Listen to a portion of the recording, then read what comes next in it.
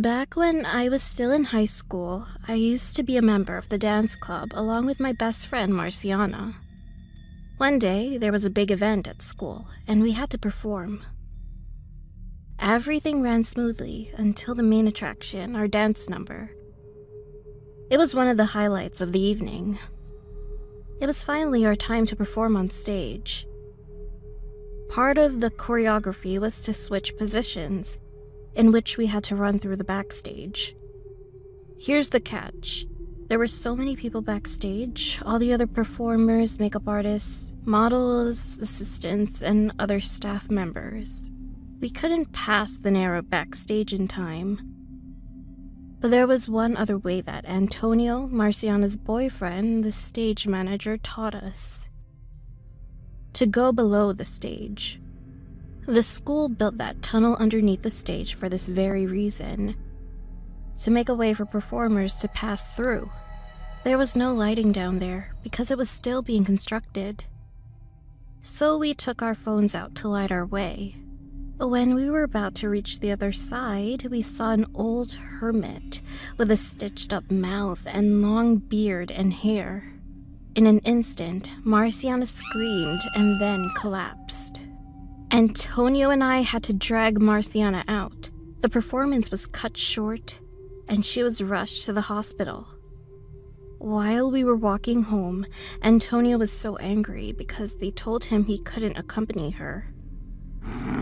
He started punching whatever he could and throwing random objects he found on the ground. "Please don't. We'll just come back in the morning."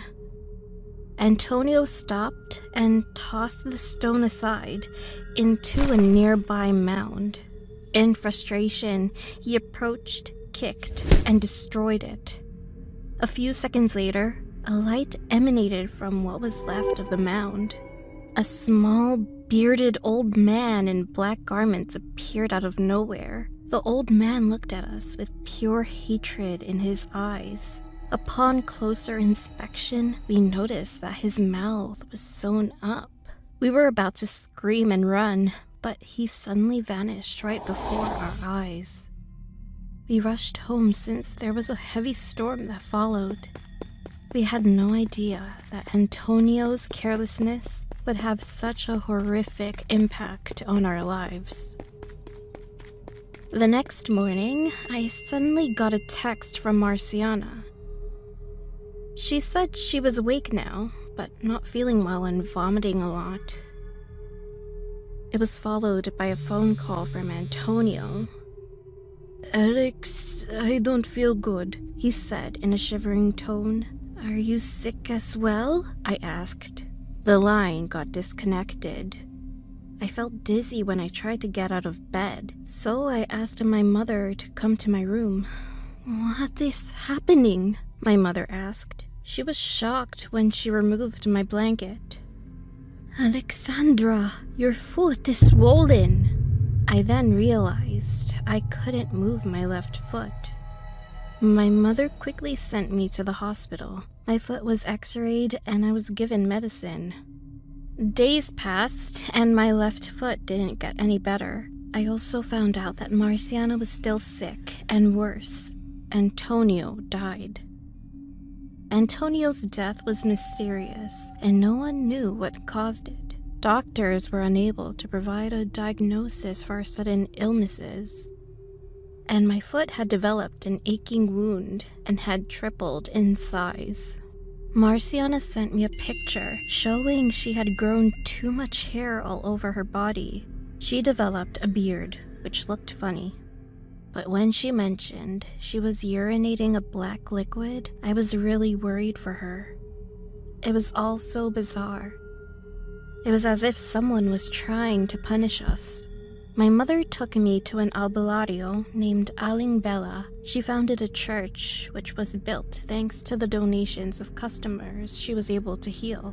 She prayed before starting the healing ritual, lit a white candle, and pointed it towards a basin filled with water. The wax formed a black figure. "This is the cause of your pain. We need to hurry before it's too late. This old man is trying to kill you," she warned. She blessed my forehead, took the figure out of the basin, then covered it with paper and put it inside of an empty can. She sprinkled some holy water on top and covered it. Boil this can for an hour for 7 days straight. Open it on the 7th day, Aling Bella instructed. My mother gave a 500 peso bill to Aling Bella, but she refused, saying her healing services were free of charge. But you can put it in the donation box of the church, she said firmly as she handed her the donation box. For her wound, apply this essential oil made from the finest herbs, she added while pouring it on my foot. This will cost 500 pesos. When my mother handed her the money, I felt an itch on my foot. Aling Bella quickly handed me a bottle of medicine. This is a natural side effect. It means it's working. Just use this to stop the itch. Anyway, this is free for my new best customer. You deserve it. She opened the bottle and rubbed liquid on the new rash on my foot. I felt a burning sensation. If you cannot tolerate the burning sensation, just ice it along with this handkerchief blessed by the Pope. Only at a discounted price of 500 pesos. You didn't even have to go to Rome, she said as she offered the hanky to my mother. We quickly left as my mother sensed something was fishy. However, my wound seemed to have dried up ever since we went to Aling Bella's miraculous church. I phoned Marciana to tell her to try to go to the same church, but I was shocked by what her mother told me. Marciana became insane, as if possessed by a demon. What happened to my best friends? I wasn't able to visit Marciana as my foot was not fully healed yet. I just spent my days crying. Before the 7th day of boiling the can, I found out that it was opened and the figure was missing. We returned to Aling Bella's church the next day to tell her the can had been opened and my wound had worsened. There were worms inside. The church was closed to prepare for Mass, but since Aling Bella lived in a luxurious house next to it, she saw us and let us in. I was carried by my mother and put on the couch. My mother removed the gauze covering my wound and was surprised to see more worms. Aling Bella had a premonition. You are being followed by the old man, Nuno sa Punso. Suddenly, a faint, popish laugh could be heard from behind us.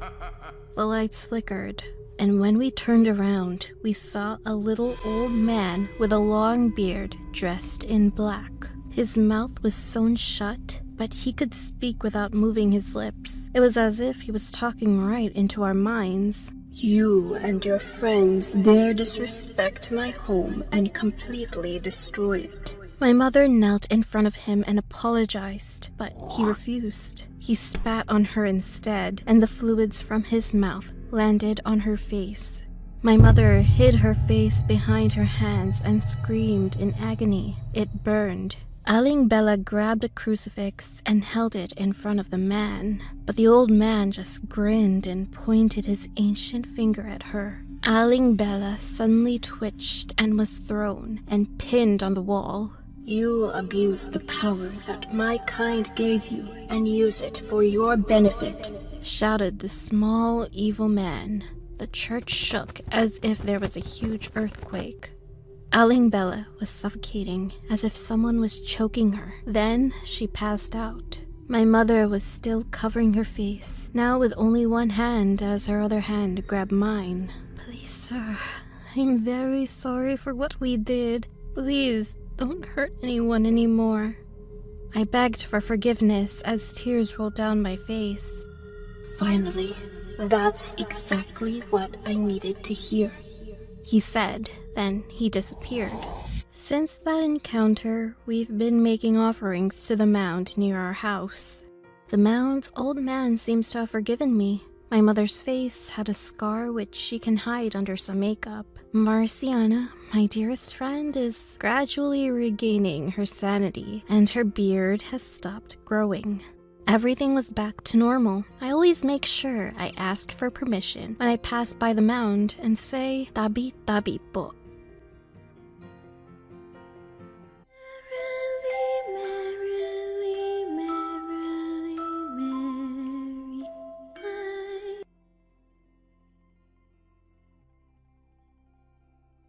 Kashima Raiko was walking quickly but apprehensively at the railway station in Hokkaido, Japan. She was bullied for being the new kid in school. On that day, she felt like someone was following her in the station even though it was nearly deserted. She sped up while looking behind to make sure no one was there.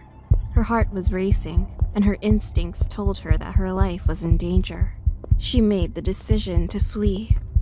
Not far from where she started running, someone appeared and kicked her left shin, which immediately sent her crashing to the ground. Raiko cried out in pain while holding her scraped-up leg. When she looked up, she saw her new classmates grinning at her. "Who says we'll allow an ugly kid like you into our school?" said a girl. Raiko bowed her head meekly. "Please, I don't want any trouble. Just let me be. I want to go home," she pleaded.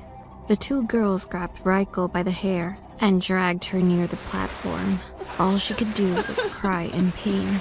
Then they grabbed her hands and feet and threw her onto the tracks right when a train was approaching, and Raiko lost consciousness upon impact. The story goes that Raiko was split in half by the train. Her lower body was shredded to pieces. The violent nature of her death turned her into an onryo, or vengeful ghost, known as the teke-teke. The teke-teke took the lives of the two girls who bullied her by splitting their bodies in half. It is said that the name comes from the sound of her nails clawing on the ground as she chases her victims. This is the story of how I know the teke-teke. It's because bad luck follows me wherever I go. My parents died in a car accident when I was little, and that changed everything. I survived the accident, but was left scarred for life. No, I actually have a scar on my face. No child should ever have to go through that kind of trauma and loss.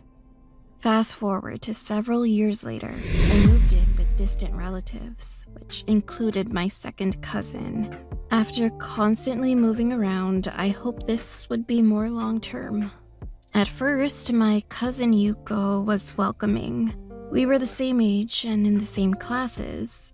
But after her boyfriend Koji introduced himself to me, she instantly became jealous and avoided me unless it was to remind me that I should be grateful that she took me in. After school one day, Koji caught up with me to ask how I was adjusting. He took my heavy bag and told me he would carry it for me since he was coming over to study. "You shouldn't go home by yourself. It's dangerous around here at night. I'll try to convince Yuko to let you join us." Yuko came out of nowhere, grabbed my bag and opened it. She inspected the contents before emptying it out. My books fell to the ground, along with a photograph of my parents. Koji picked it up and asked, "Are they your parents?" I nodded. Yuko took the picture, looked at it, and tore it to pieces. "No wonder you're ugly." I got down on my knees and gathered my books, as well as the remnants of my parents' photo. "Stay away from my boyfriend." She threw my bag on the ground and stormed away. Koji helped me pick up my belongings, which were now dirty. Yuko called him over, and after a moment of hesitation, he apologized and left. I kept my distance from Yuko after that. We lived in the same house, but were complete strangers who didn't acknowledge one another's existence. Slowly, things became a little better. I made a few friends and even joined clubs. I was most excited for the creative writing one. Ever since I was little, writing stories where I'm the main character has always been how I cope with life. But lo and behold, Koji had also joined the club. As soon as he saw me, he ran over and sat next to me. I must admit, he was quite handsome, and I had developed a tiny crush on him after seeing him at home so often. "Hey, I'm sorry about Yuko," he quietly said. "We shouldn't be talking. Why are you even here?" "I enjoy writing. It allows me to escape even for a moment." "Yeah, I'm sure you need that." When we were done for the day, classmates told me to be careful because supposedly there was a murderer on the loose. A few girls around my age had gone missing, last seen walking around the railway station. I can accompany you. I'll just pretend I had to pick up something at your place. For a brief moment, I had forgotten that Koji was dating my cousin and stopped by whenever he wanted. As enticing as it sounded to have him walk me home, I couldn't. Please don't. Yuko would kill me. Koji shrugged his shoulders as I walked away. I made it to the railway station safely. For precaution, I quickened my pace during my walk and kept a low profile. It was late, and the station was deserted. All I could think about was Koji. How we probably had more things in common than him and Yuko. How I always catch him looking at me from the corner of my eye. After entering the train platform, someone punched the back of my head. It was then accompanied by the sound of a glass bottle shattering on my head. Blood gushed out as I fell to the ground. I was disoriented and about to black out when I heard Yuko's voice. "You think you belong here?" Yuko turned me over to face her. She spat on my face. I was dizzy. I wasn't able to reply. And this made her angry. "This one deserves to experience at least one fleeting moment of excitement in her life before we end it. No knife today, hun." Koji grabbed me by the hair and started dragging me. "Goodbye, cuz," she uttered, then picked up both my feet. "Too bad no one will miss you." I was pleading for them to stop when I heard the train approaching. I looked at my cousin while tears rolled down my cheeks, trying to find even just a dash of reluctance or sympathy. But all I saw was pure evilness in her eyes. Then, in an instant, she was split in two. Her upper half was sliced off from her lower half so effortlessly. Her blood spilled out. Her lower body was still standing when her upper body fell. I just froze. Koji screamed and finally let go of my hair. The sudden and gruesome death of Yuko didn't immediately register in my brain. I stared at the two halves. It was horrifying. I had to look away. Then it hit me. The killer was still there. When I looked up, there was a demon-like creature that was also missing her lower body. She was wearing old, tattered, soiled clothes and had long black hair. In her right hand was a scythe, which she used to split Yuko in half. I was too stunned to speak and didn't dare move an inch. She dropped the scythe and moved towards me by clawing the floor. Her movements were odd and unreal. Her claws were making a unique sound when they hit the floor. The sound was something like a tick-tick. She stopped an inch away from me, grabbed my face, and looked directly into my eyes. Surprisingly, I found more humanity in hers. I shivered from the touch of her cold, clammy skin. Suddenly, she licked the side of my face from my chin up to my forehead. She let go of me and looked at Koji. He took a step back. The creature grinned and quickly pushed herself from the floor towards him as he ran away. She landed on his back and clawed open his neck. Blood gushed from his gaping wound as he fell to the ground. And she didn't stop there. She got on top of him and started clawing on his belly until his upper body was separated from his lower body. It's strange because I didn't feel sorry for them. Afterwards, the creature took a quick glance at me and smiled.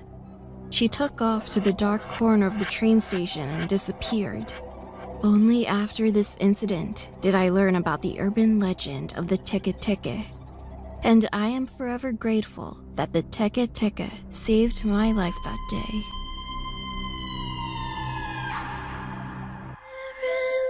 Merrily, merrily, merrily, life is but a dream.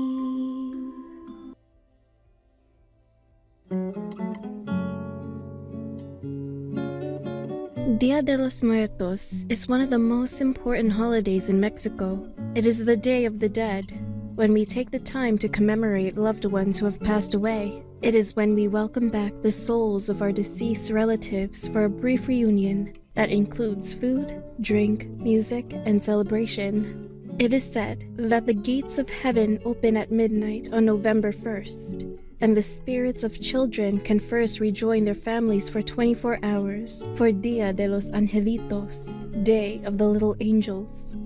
At midnight on November 2nd, adult spirits can do the same. We treat the deceased as our honored guests and leave out offerings at grave sites or on altars, also called ofrendas. Ofrendas can be decorated with candles, bright yellow marigolds, photos, and their favorite foods. On the last day of Dia de los Muertos, we come together, dressed up with calavera or skeleton-painted faces, and have parades in the streets. My family is very religious, always attending Mass on Sundays, and of course celebrating this holy day of obligation. This year was especially important since we were honoring loved ones who have passed away due to the pandemic. I was in the church choir, and on the final day of celebration, I stayed behind to rehearse music for tonight's music program with my friend Rosa. The plan was to meet everyone at the cemetery in an hour. Before leaving, my mom told me to be careful since all the spirits would be out tonight. I didn't blame her. My family is very superstitious. As much as I love this holiday, it also creeped me out. Thinking about potentially welcoming back the souls of murderers and convicts, ghosts like La Planchada, and the most feared of all, of course, La Llorona, also known as the Weeping Woman, a soul in eternal sorrow for drowning her children and known to kidnap others at night. Growing up, my abuela told me that La Llorona was once a woman named Maria who drowned her children in a river after her husband left her for a younger woman. She then drowned herself, but was told she won't be allowed into heaven until she can find her missing children. Apparently, this was mere legend with the latest Hollywood films, but that didn't make it any less scary or real. When I checked the time, I realized I was cutting it short, so I had to leave. I waited half an hour for my friend who never showed up, which really pissed me off. She's always so tardy. It was already dark as I walked outside. I cursed under my breath. For some reason, I couldn't shake off this feeling of dread as I made my way to the cemetery. Passing by everyone dressed in full costume was starting to scare me, and I started questioning whether or not they were dead or alive. So I took the shortcut through the forest to avoid any and all interaction. There came a moment when I thought to myself, I'm all alone. What if something happens? So I started running at the speed of light. I just wanted to be home with hot cocoa, but the night had other plans for me. The moment the world stopped for me was when I heard something in the distance.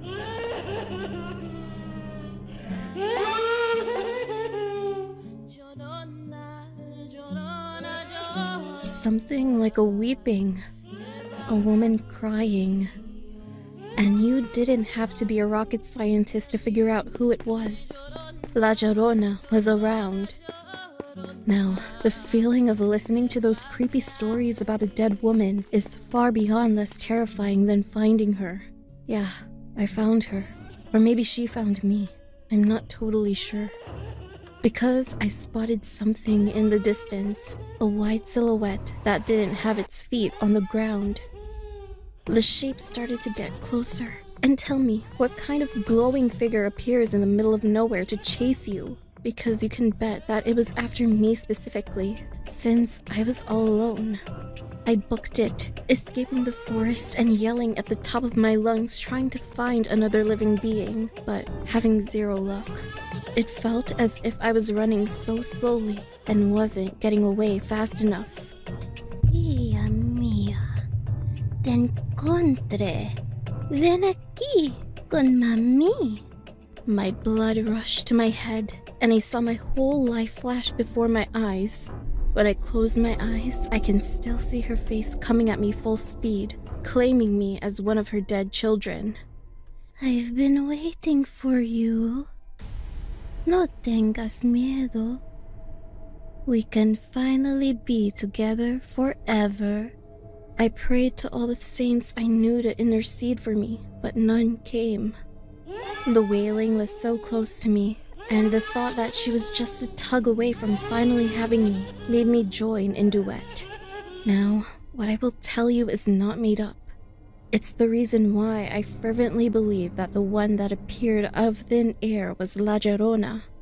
At one point, when the moon was glowing, I was able to see a little better. My only thought was to get the hell out of there. And that's when I felt it. Eres mía. The wailing stopped, and a cold hand gently touched my shoulder. It was enough to make my soul jump out of my body. I screamed, God knows I did it, almost exploding my lungs, and I didn't care whether I was on the right track to the cemetery or not. I truly felt her dark presence. I told myself not to turn around. But my reflexes betrayed me, and when I did, this is hard for me to say. I saw her. Her jaw was surprisingly low, and from her eye sockets flowed a blackish liquid. She was a tall, thin spirit, surprisingly beautiful, with long flowing black hair. She was wearing a white gown and veil. Mi hermosa hija. She made this horrible, piercing shriek that I hear on quiet nights even to this day, and started wailing again. I tripped, trying to run away, and when I twisted my ankle, I thought that was the end of it all. I closed my eyes and cried out in pain as she grabbed me by my hair and started dragging me back into the forest. We will be together forever, hija mía.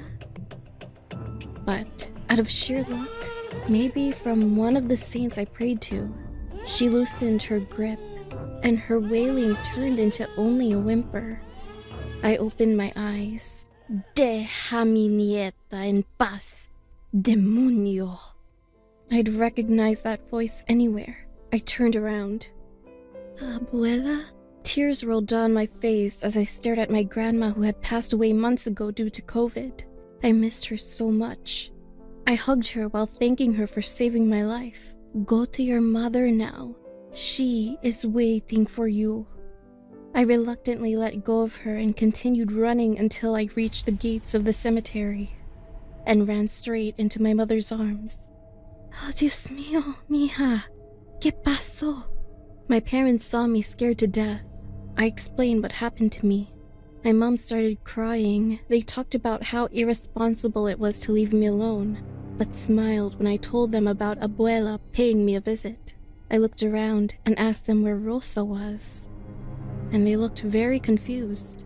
Rosa's parents told me they dropped her off at the church for rehearsal. As soon as they learned that she never made it inside, we rushed over to the church in hopes of finding her there. And in the distance, I could hear the wails again. I had a horrible sinking feeling in the pit of my stomach. I tried to stay optimistic.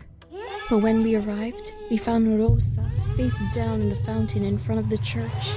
And on top of her, La Llorona was holding her head underwater. When we approached the fountain though, La Llorona looked up at us angrily. Then, in a split second, she made this blood-curdling scream and vanished. Rosa's father ran up to his daughter's limp body and immediately performed CPR. Luckily, Rosa was okay. If we had showed up even a second later, I'm sure this would be a different story. So, I urge you, beware of ghosts like La Llorona on El Día de los Muertos.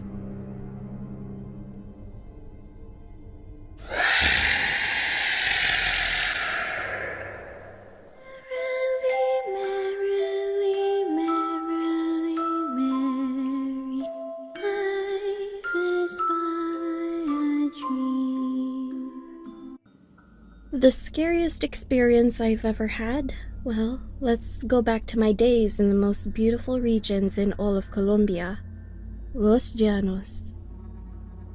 When my husband was still alive, he was an asshole, a huge one. He was raised in a broken home, grew up watching his drunk father beat his wife and cheat on her time and time again. And you know what they say, the apple doesn't fall far from the tree. We all believe in the animas of Los Llanos, dark spirits that punish those disrespecting life. Murderers, cheaters, and of course drunkards usually end up punished by these souls. In my opinion, El Silbón might be the scariest of all, also known as the Whistler. The version of this story that I grew up to was that it was once a man who committed murder after coming home from work and finding his father abusing his beautiful, loving wife. Apparently, the father was calling her a whore. He was then condemned to death by his own grandfather for the murder, first by lashes to the back by a group of men, then the sharp teeth of starved, monstrous dogs eating his remains. The second version was that El Silbón was once a very spoiled boy who lived on a farm. He wanted his father to hunt for deer, as venison was his favorite food. When the father didn't, the boy killed him, taking out his organs and giving them to his mom to cook. The mother had no idea, and they ate the father's heart and liver. Once the mother found out, she cursed her son and he ran away. Either way, afterward, he became a vengeful spirit, killing womanizers and drunkards, or really anyone who dared hear his whistle at night. Imagine a giant carrying the bones of the father he killed, wandering during the night in the vast grasslands, appearing to those who have effed up, then killing them. I faced this being. It was a holiday and everyone was celebrating and drinking. My husband and I were newlyweds. He was a good man up to this point, quite charming. The problem that night was that he got wasted, and we had an awful argument. It's funny because I don't even remember what we fought about, but it was the first time he ever laid his hands on me. Right after, he left me to go to the town square, where the fiesta was at its peak, so I went home and started packing my bags to leave him. I learned later that his close friend Andres saw him too drunk to walk in a straight line. He was an angry and messy drunk.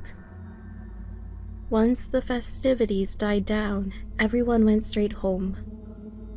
In the middle of the night, while everyone was fast asleep, a horrifying scream echoed throughout the town, followed by an eerie whistle.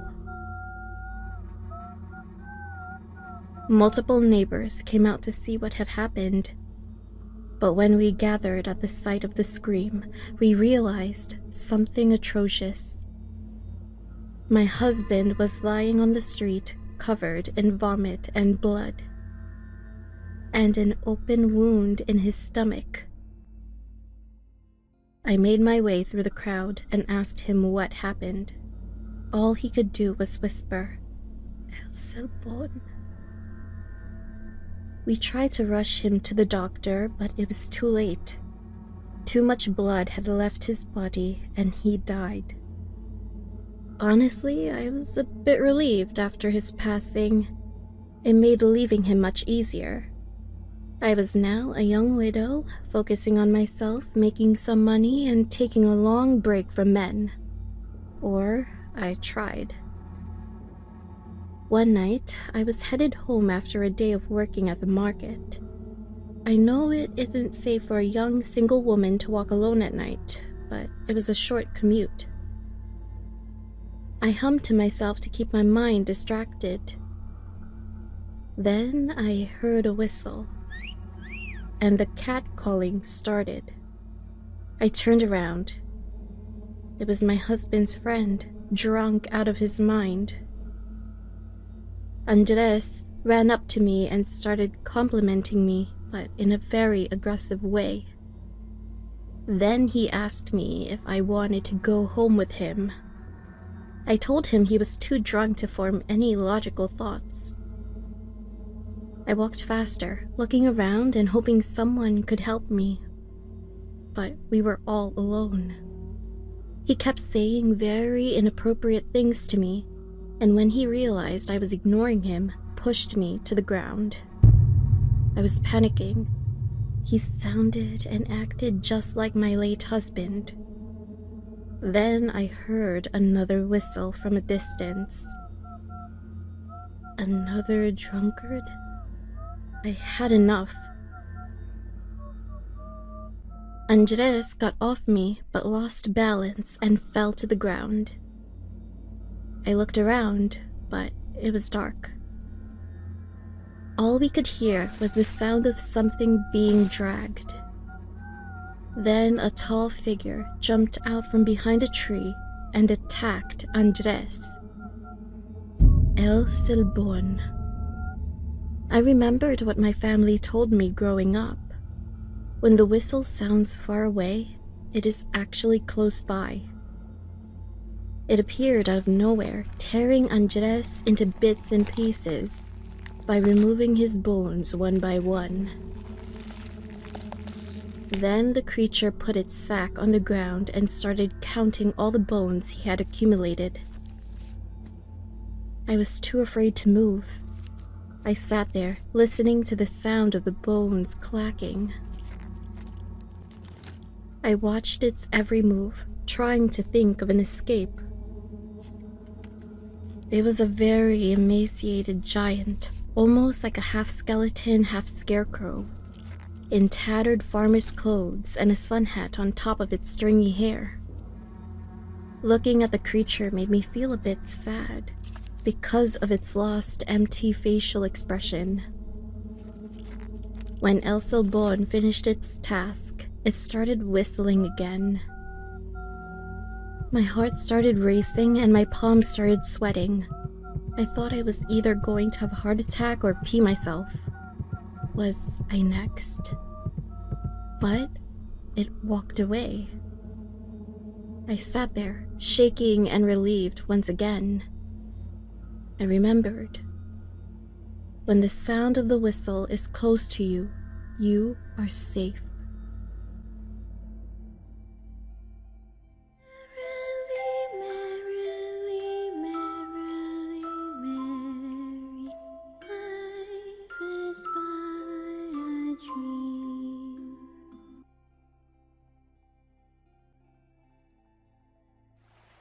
The river flowed silently under the cloak of the night, its inky waters concealing an unspeakable horror. An unsuspecting man walking his dog by the river's edge stumbled upon something that should have been remained hidden in its depths. As his eyes widened in disbelief, a guttural scream tore through the stillness of the night, echoing off the trees and disturbing the tranquility of the village. Suddenly, like gruesome apparitions emerging from the river's abyss, the lifeless bodies of men began to surface, carried by the unforgiving current. Their pale, bloated faces stared lifelessly into the void, their cold, unseeing eyes bearing witness to the horrors they had endured. But the tale of terror began days earlier when a group of friends, George, Alex, and Matt, successful businessmen, had gathered at a dimly lit bar on the outskirts of the village. Their pockets were heavy with the spoils of a lucrative deal, a new construction project that promised to bring them even greater wealth. Amid the flickering candlelight, they reveled in the lively atmosphere, their laughter and clinking glasses a testament to their success. With each drink, their voices and laughter grew louder, and their inhibitions faded away like smoke in the night. As the hours passed and the night deepened, the group of friends fueled by alcohol and arrogance found themselves entangled in a web of lust and desire. The women who had also sought refuge in the dimly lit establishment were the objects of their lustful pursuits. These men, too drunk to care about decency or empathy, were harsh and demanding in their pursuit of pleasure, treating the women with little regard for their feelings or dignity.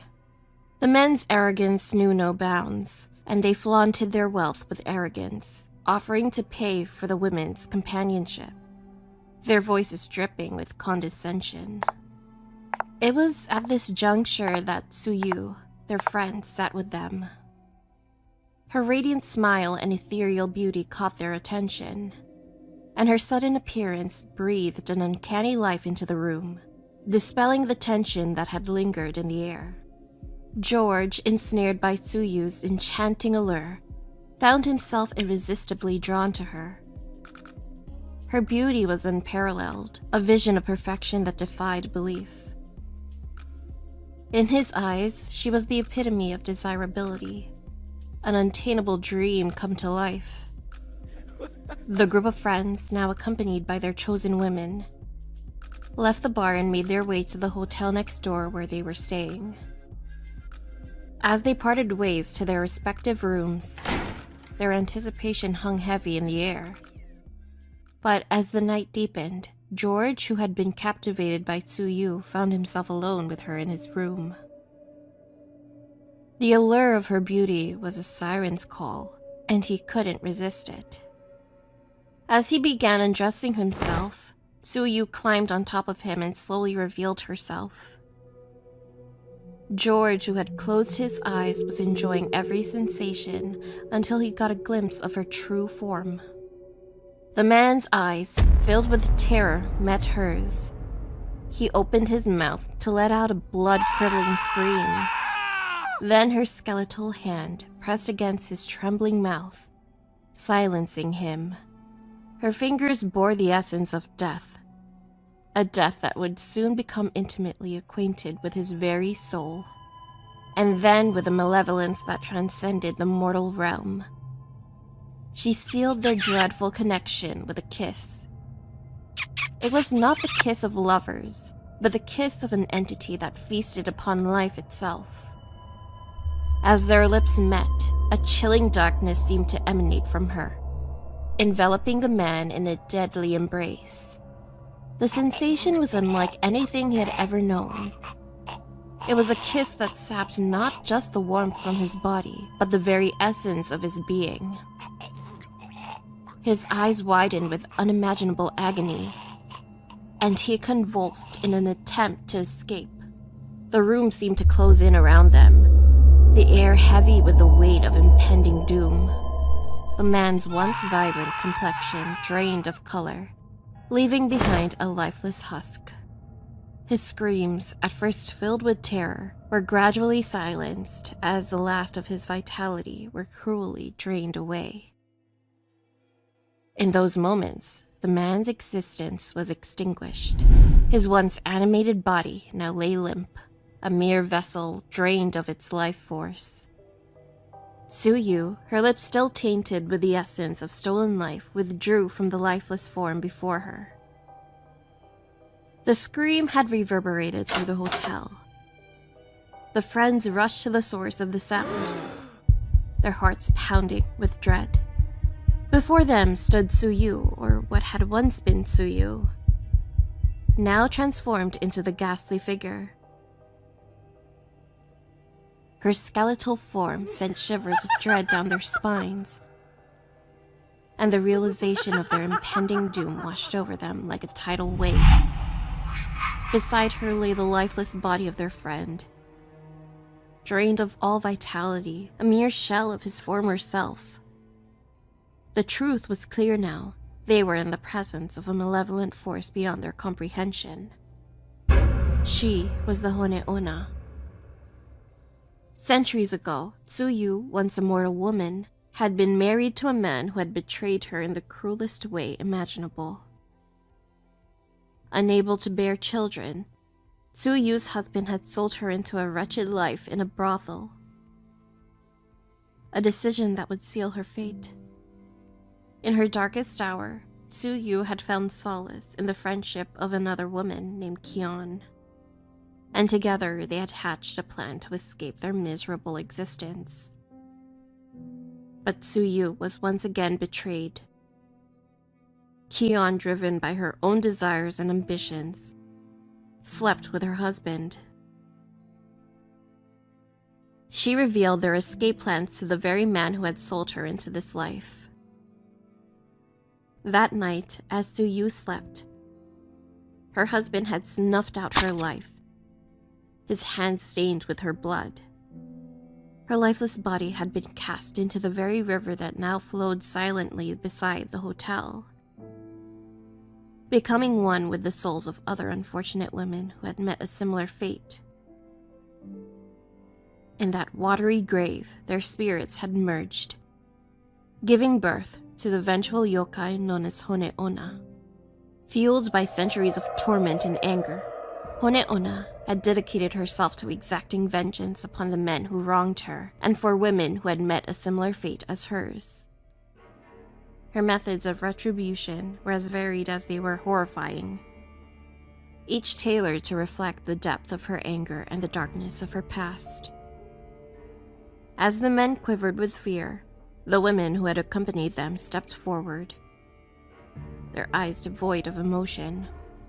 With unnatural strength, the women held the lifeless bodies down, their eyes glazed over with a sinister resolve. One by one, Hone'ona exacted her horrifying retribution upon the men, their deaths agonizing and gruesome, their pleas for mercy falling on deaf ears. For Alex, she embraced him with a bone-crushing hug, her bony fingers tightening around his body, crushing bones and organs until his life was extinguished. His body contorted in agony as his very essence was drained away. Then she turned her attention to Matt, her grip on his head unyielding. She squeezed until the world around him faded into a suffocating darkness, stealing away his sight, then his hearing, and finally, his ability to breathe. He was left to suffocate in a nightmarish void of his own making. As the men's lifeless bodies lay on the bed, the women who had accompanied them stepped forward once more, their faces still devoid of emotion. They had been complicit in this ritual, and they now bore the grim responsibility of disposing their remains. With a grim determination, they carried the lifeless bodies to the river, where the souls of the unfortunate women who had met a similar fate as Tsuyu awaited them. There, beneath the moonless sky, they joined the legacy of the yokai known as Hone'ona, their actions forever bound to the darkness that had consumed them all. In a quiet rural village in Beijing was a place where ancient folklore and reality blurred, particularly as Chinese New Year neared. Red lanterns danced in the winter breeze, their glow competing with the distant pops of firecrackers and the aroma of incense. Lee, a young schoolteacher, had recently arrived. Her eyes filled with the wonder of the village's mysterious aura, so different from the bustling city she'd left. As the villagers prepared for the new year, Lee began to sense an unspoken tension, a caution in their laughter and hushed conversations. Her neighbor, Old Chen, a man whose face bore the marks of time and wisdom, often watched her very closely. One morning, he offered her a cryptic message. The shadow fears the light of 1,000 truths. What is hidden in plain sight holds the key, but only the seeker who listens to silence will find it. Lee pondered his words, their meaning deep. She smiled and waved goodbye. At the new school, everything went well for Lee. The children, especially Wei, a bright and sweet boy, brought joy to her days with his small morning gifts. A hand-drawn picture, a ripe apple. However, as the new year drew closer, Lee began to feel an overwhelming fatigue that clouded her mind and weakened her body. It was as if a heavy blanket had been thrown over her very spirit. The nights, however, were the worst. As soon as Lee closed her eyes, she would find herself plunged into a realm of shadows and haunting dreams that left her tossing and turning. Morning would bring no relief. Each day, Lee awoke feeling more depleted than before. Her energy sapped, her vitality drained. Even Wei began to notice the change in his beloved teacher. His face was full of concern as he handed her the morning's gift. His usual bright chatter replaced by hesitant words and worried glances.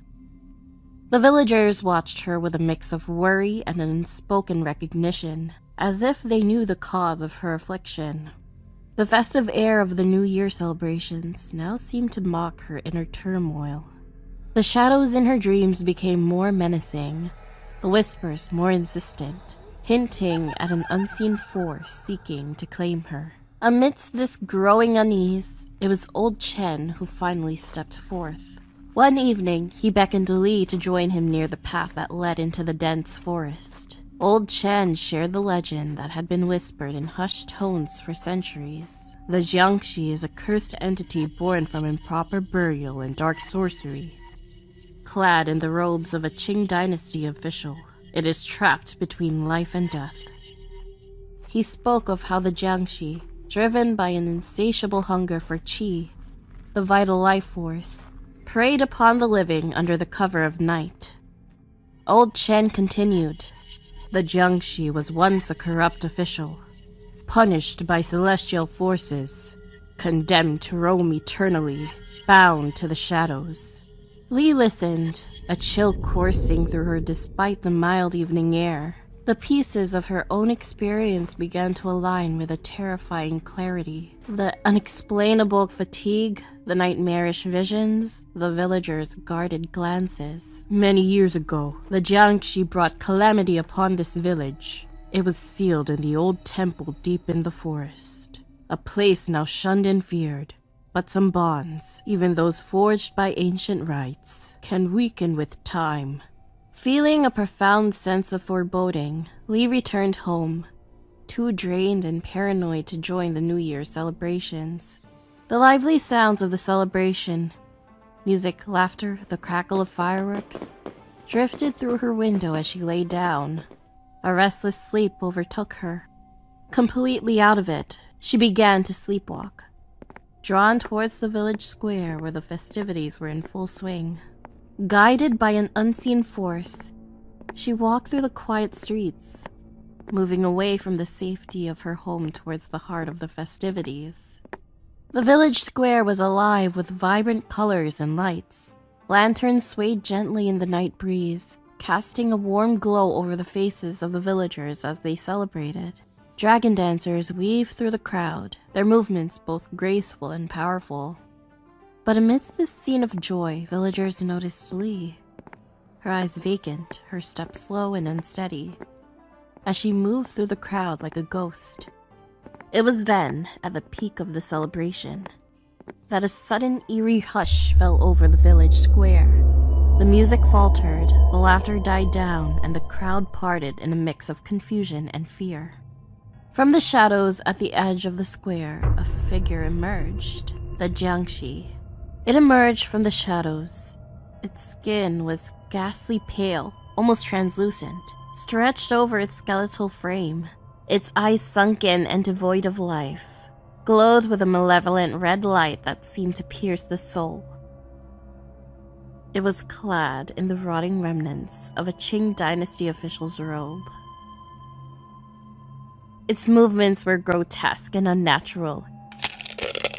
Each step was accompanied by the sickening crack of stiff, unyielding joints, echoing eerily through the silent village square. As the villagers, led by old Chen, ran over and formed a protective circle around Li, the Jiangshi fixated on them with a predatory gaze. It let out a guttural growl, a sound that seemed to come from the depths of the underworld, chilling the blood of all who heard it. Finally, Li woke up from her trance. With a sudden jerky motion, the Jiangshi lunged at the nearest villager, its movement swift and horrifying. The villager, paralyzed by fear, could only scream as the creature's cold, dead hands closed around his throat. The Jiangshi's touch was like ice, draining the life force from its victim in a matter of seconds. The villager's skin turned ashen, his eyes wide with terror before he slumped to the ground, lifeless. Amidst this tense standoff, a small figure pushed through the crowd. It was Wei, clutching something tightly in his hand as he made his way towards Li. In his eyes was a mix of fear and courage. Reaching Li, Wei extended his hand, revealing a special talisman written in chicken's blood. Teacher Li, my grandmother said this has been in our family for generations. It's supposed to protect against evil spirits. Li, taken aback by Wei's bravery, took the gift.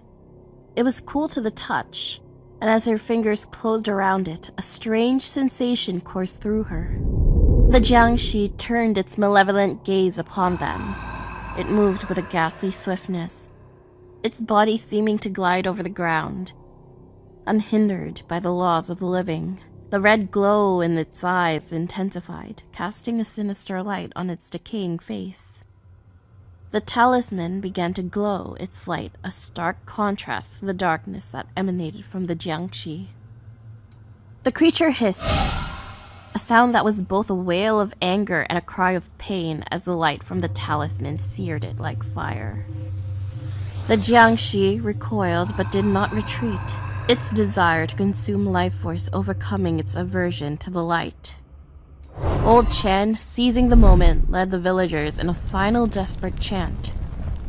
The combined forces created an invisible barrier, a shield of light and ancient magic that the Jiangshi could not penetrate. The creature let out a series of horrifying shrieks, its body contorting in agony as the light burned its flesh. Its movements became erratic, a dance of pain and rage, before it finally turned and fled into the darkness, disappearing into the night from which it had come. The villagers stood in a stunned silence, the echoes of the Jiangshi screams still ringing in their ears. They had faced an unspeakable horror and had emerged victorious, but the night had left its mark on their souls. Li, holding the still glowing talisman, felt a mix of relief and sorrow. She looked down at Wei, his face pale but his eyes still brave. "You saved us, Wei. You saved us all," she whispered. As the villagers slowly came to terms with what had happened, they resumed their celebrations, but the joy was now tempered with a sense of solemnity. Li, feeling a renewed sense of purpose and belonging, joined in the celebrations. She knew that her life would never be the same. She had faced the shadows of the past and found a light that would guide her in the days to come.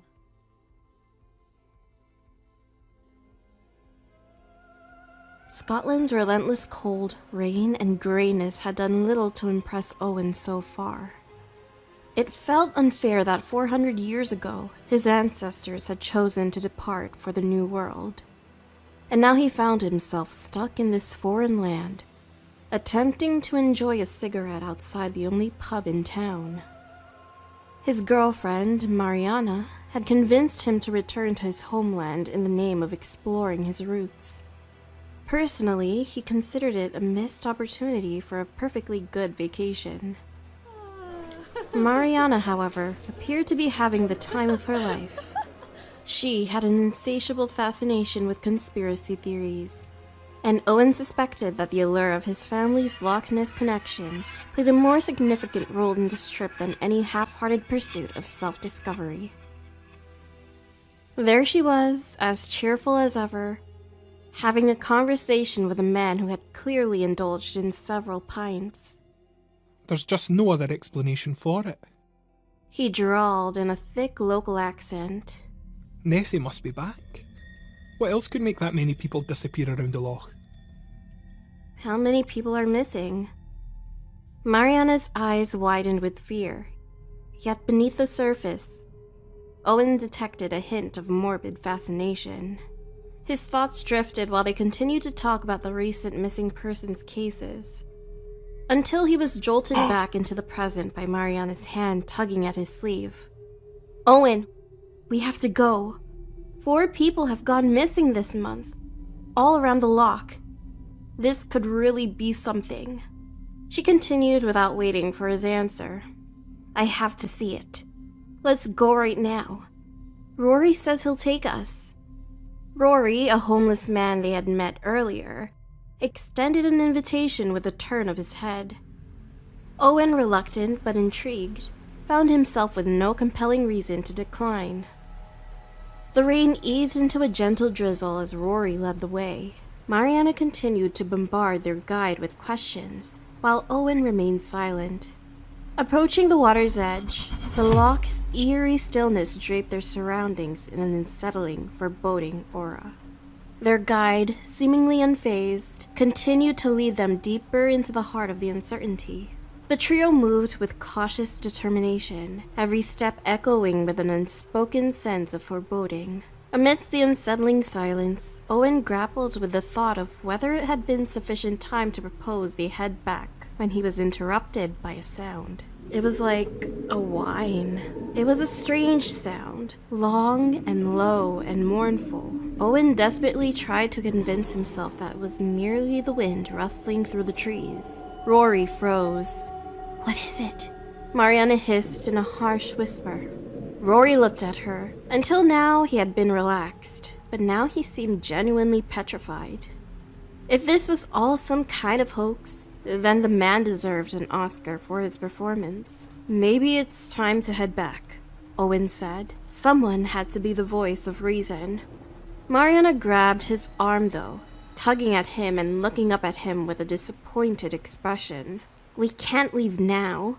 Not when we finally heard something, she whined. Come on, just a few more minutes. Owen rolled his eyes, but he gave in to her request like he always did. Their companion remained silent, focused on the mournful wail's haunting melody. His sharp eyes scanned the surroundings with intense concentration. Only a few seconds passed between the thought that maybe they really were in danger and the beast moving into their line of sight. It was impossibly fast, just a dark shape cutting through the water like a speedboat, powering forward to where they stood. Mariana's hand gripped Owen's arm on instinct, and he wrapped his frozen fingers around her elbow in response. Rory stood between them and the water's edge, and everyone seemed to be collectively holding their breath. When the monster struck, it was sudden. A long, curved neck stretched out of the water, ending with a face that looked like something out of Jurassic Park. It was still too dark to make out the details, but Owen could see the thing's eyes without any effort. They were dark and fierce, glistening in the moonlight as they locked in on its prey. That was all the warning they got, and none of them were quick enough to turn and run. The head came down like a whip, stretching its jaw open wide and latching onto Rory by the throat. A multitude of sharp, serrated teeth sank mercilessly into his flesh, ripping it apart and causing his blood to cascade down. He didn't even have time to scream. The monstrous creature surged upward, hoisting Rory's lifeless body high into the air. It gave him a hard shake, like a dog might do, and the couple could hear the unmistakable snap of his bones giving way. Mariana, run! Owen shouted as soon as his fight-or-flight instincts kicked in. Gripping her arm tightly, he yanked her forward, her mouth still agape with shock. and together they tore through the dense underbrush, driven by sheer panic. Branches lashed against their faces, but their determination to flee drove them onward in the general direction of the road. By the time they were able to flag down a passing car, Mariana was hysterical. There was blood caked into her hair from several small cuts, and she couldn't seem to pull more than a few words together in order, just muttering words like monster and real. When they told their story to people in town, everyone rolled their eyes at the tale of some drunk American tourists who let themselves get carried away by their imaginations. Owen and Mariana were left scarred. Days after their terrifying encounter, Owen began to experience haunting dreams. In his sleep, something from the highlands called out to him, beckoning him towards the loch. Unable to resist the relentless pull, Owen and Mariana returned to Loch Ness later that week. They ventured back to the small highland village, hoping to find more information about the creature. Deep in the archives of a small library, they stumbled upon a weathered journal that belonged to one of Owen's ancestors from centuries ago. As they leafed through the pages, they discovered entries detailing encounters with the Loch Ness monster. The journal described gruesome rituals performed by Owen's ancestors, dark sacrifices to appease the ancient terror that lurked in the depths of the loch. Dread filled Owen's heart as he realized the truth. The creature was not a mere legend, but a malevolent guardian of the Highland secrets. Following the instructions from the journal, Owen and Mariana embarked on an expedition back to Loch Ness. Armed with their newfound knowledge and a growing sense of dread, they arrived at the loch's shore, determined to confront the creature and destroy it. The rituals described in the journal were gruesome. They involved chanting ancient guttural incantations that resonated with the very darkness of the loch. The night was filled with howling winds and rain, as if nature itself was protesting their presence. As they chanted, a deep, low growl echoed from the water. Suddenly, the Loch Ness monster emerged. It was different this time, more aggressive and relentless than ever before. The creature's enormous head, with eyes gleaming with malevolence, bore down on them. Terrified and unable to complete the rituals in time, Owen and Mariana watched in horror as the Loch Ness monster's gaping mouth stretched wide, exposing rows of razor-sharp teeth. The creature was filled with a vengeful fury as its eyes examined Owen and Mariana. Then, in a heart-wrenching final act of desperation, Owen forcibly pushed Mariana towards the oncoming creature. The monster's jaws snapped shut with incredible force, tearing her apart in a gruesome display of carnage. Her screams were silenced as she was devoured, her blood staining the dark waters. Owen, with a grim smile, could only watch as the Loch Ness monster returned to the depths, leaving him completely alone. Owen's sacrificial act, like those of his ancestors before him, was the price paid to appease the ancient terror that lurked in Loch Ness. His family had not only feared the Loch Ness monster, but had also worshipped it for centuries, offering its sacrifices to protect themselves and their land. And this time, centuries later, it was dear Mariana. Owen was left forever bound to the horrifying legend of the loch.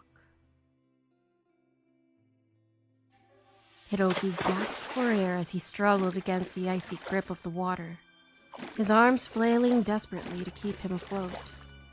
The river, once a serene sanctuary, had become a battleground, threatening to pull him under with every passing second. His mind raced with confusion and fear. How had he ended up here, on the brink of drowning in the very waters he had played in since he was an infant? The village of Mizohashi had always been a tranquil place, nestled between the rolling hills and the meandering river that provided for its people. But in recent months, an unsettling change had swept over the community. Fishermen, the heart of the village's livelihood, began to vanish without a trace. Their boats found empty and adrift in the river's calm waters. With each disappearance, a ripple of fear spread among the villagers. The river, once full of fish, seemed to have fallen under a mysterious curse. The catches grew smaller, and soon a food shortage began to loom over the village. In hushed conversations, the adults spoke of the old legends, tales of a creature that dwelled in the river's depths. They whispered of its cunning nature, wondering if the creature from their childhood stories could be more than just a myth. As the situation grew more dire, a sense of desperation settled over the village.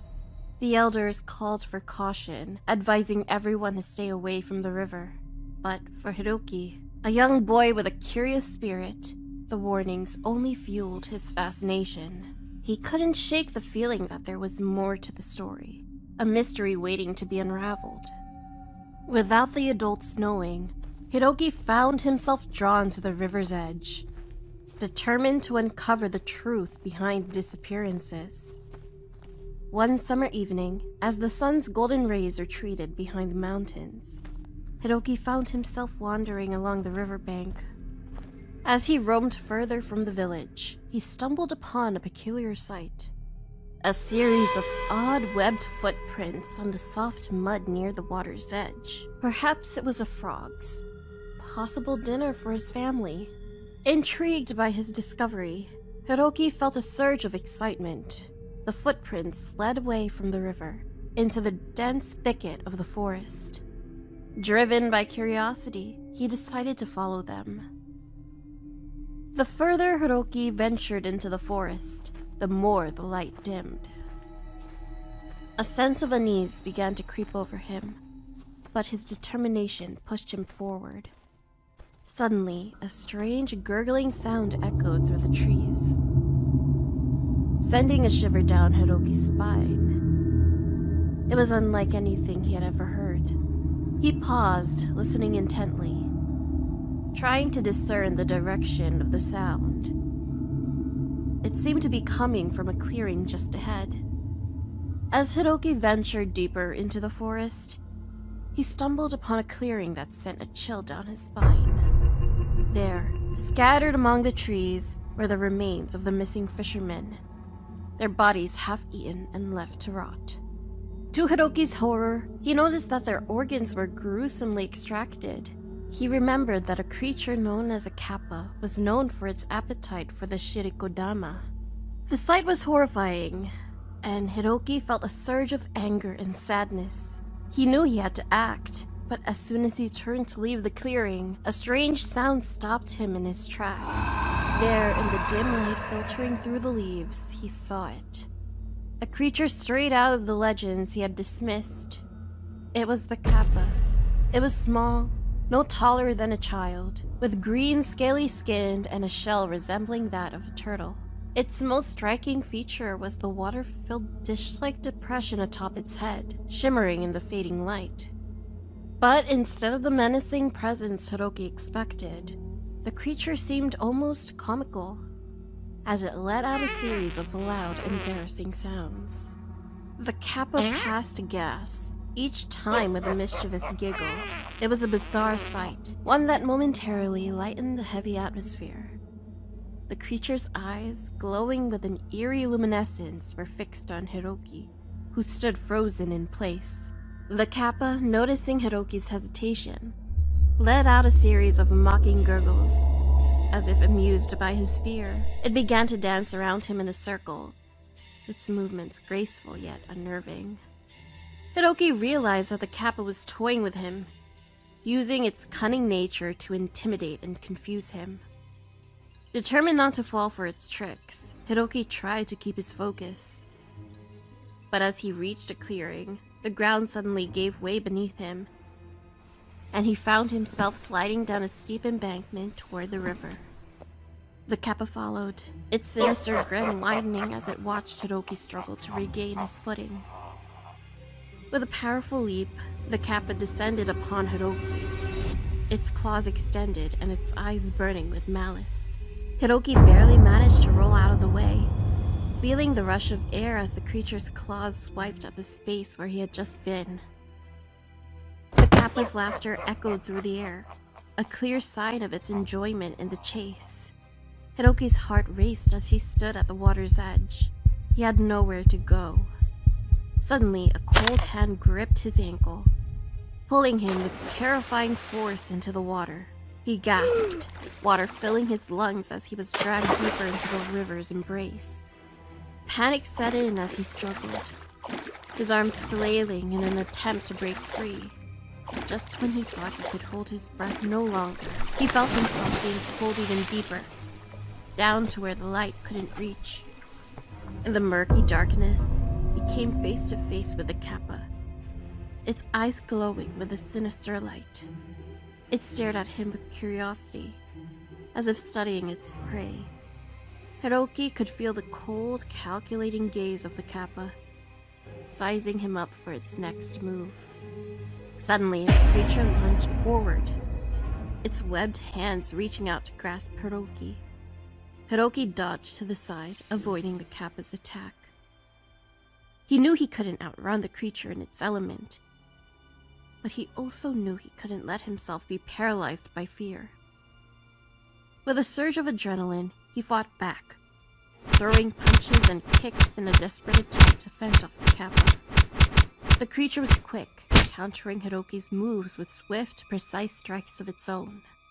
It was clear that the kappa was not only strong, but also skilled in martial arts.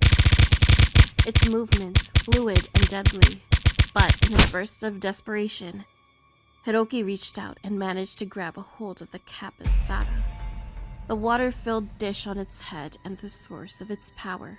He could feel the creature's strength decreasing as he tipped the sara, spilling some of its contents. The kappa let out a ghastly screech. Seizing the moment, Hiroki broke free from the creature's grasp and kicked towards the surface with all his might. He emerged, gasping for air. It felt like a sweet embrace after the suffocating depths of the water. Exhausted and trembling, Hiroki dragged himself onto the riverbank, collapsing onto the damp earth. But his respite was short-lived. The water's surface rippled ominously, and the kappa re-emerged, its eyes burning with an intensified fury. Scrambling to his feet, Hiroki searched desperately for a weapon, anything he could use to defend himself. His hand brushed against a sharp, jagged rock, and he grasped it tightly, turning to face the advancing kappa. The creature attacked again. This time, Hiroki was ready. He thrust the rock forward with all his might, catching the kappa off guard and striking it in the chest. The kappa let out a howl of pain, its grip faltering. Seizing the opportunity, Hiroki pushed the kappa back with all his strength, sending it tumbling into the shallow waters of the river, and the kappa struggled. The creature thrashed wildly, but Hiroki didn't relent. He knew this was his only chance to escape. With one final desperate effort, Hiroki delivered a powerful kick to the kappa, knocking the rest of the water from its sara. The kappa's eyes dimmed as it lay defeated in the water. Panting heavily, Hiroki staggered back, his heart racing with a mix of fear and triumph. He had faced the dreaded kappa and survived, but as he looked down at the defeated creature, a chill ran down his spine. The legends were real, and he knew that the world was filled with terrors beyond his wildest imagination. Hiroki vowed to never underestimate the stories of the old again.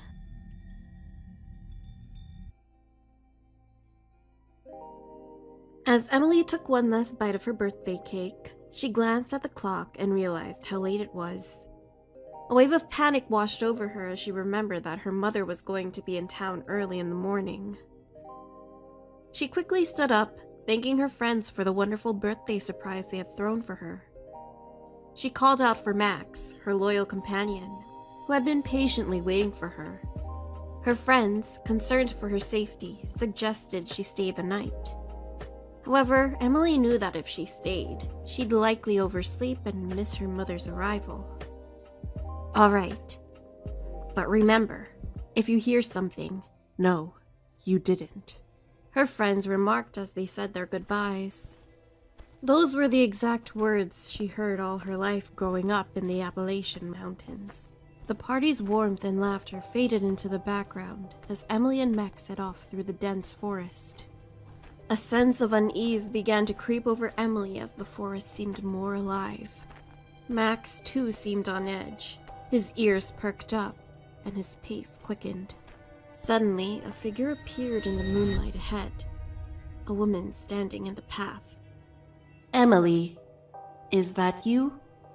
"It's so cold out here," the woman called out, sounding eerily like her mother. Max growled. As Emily drew closer, she realized with horror that something was terribly wrong. The figure's eyes were too bright, too unnatural, and there was an unsettling stiffness in her movements. A sense of dread washed over Emily as she remembered the old tales of skinwalkers, beings that could mimic the voices and appearances of loved ones to lure their victims. As Emily and Max sprinted toward the cabin, the skinwalker's voice grew louder and more distorted, a chilling blend of her mother's voice and a sinister, otherworldly tone. Max started barking. Emily glanced back and saw a horrifying sight. The figure of her mother, now clearly not human, with glowing eyes and a twisted, snarling expression. The skinwalker moved towards them with a speed that seemed impossible for a human. Max barked again and leaped toward the creature, ready to defend Emily at all costs and let her go ahead of him. The skinwalker, however, seemed prepared for this, quickly dodging Max's attack with a swift, fluid motion. As Emily reached the cabin, she could hear the sounds of Max's growls and the skinwalker's eerie, mocking laughter behind her. She fumbled with the keys, her hands shaking with fear, and finally managed to unlock the door. With one last desperate look back, she saw Max holding his ground, facing off against the skinwalker.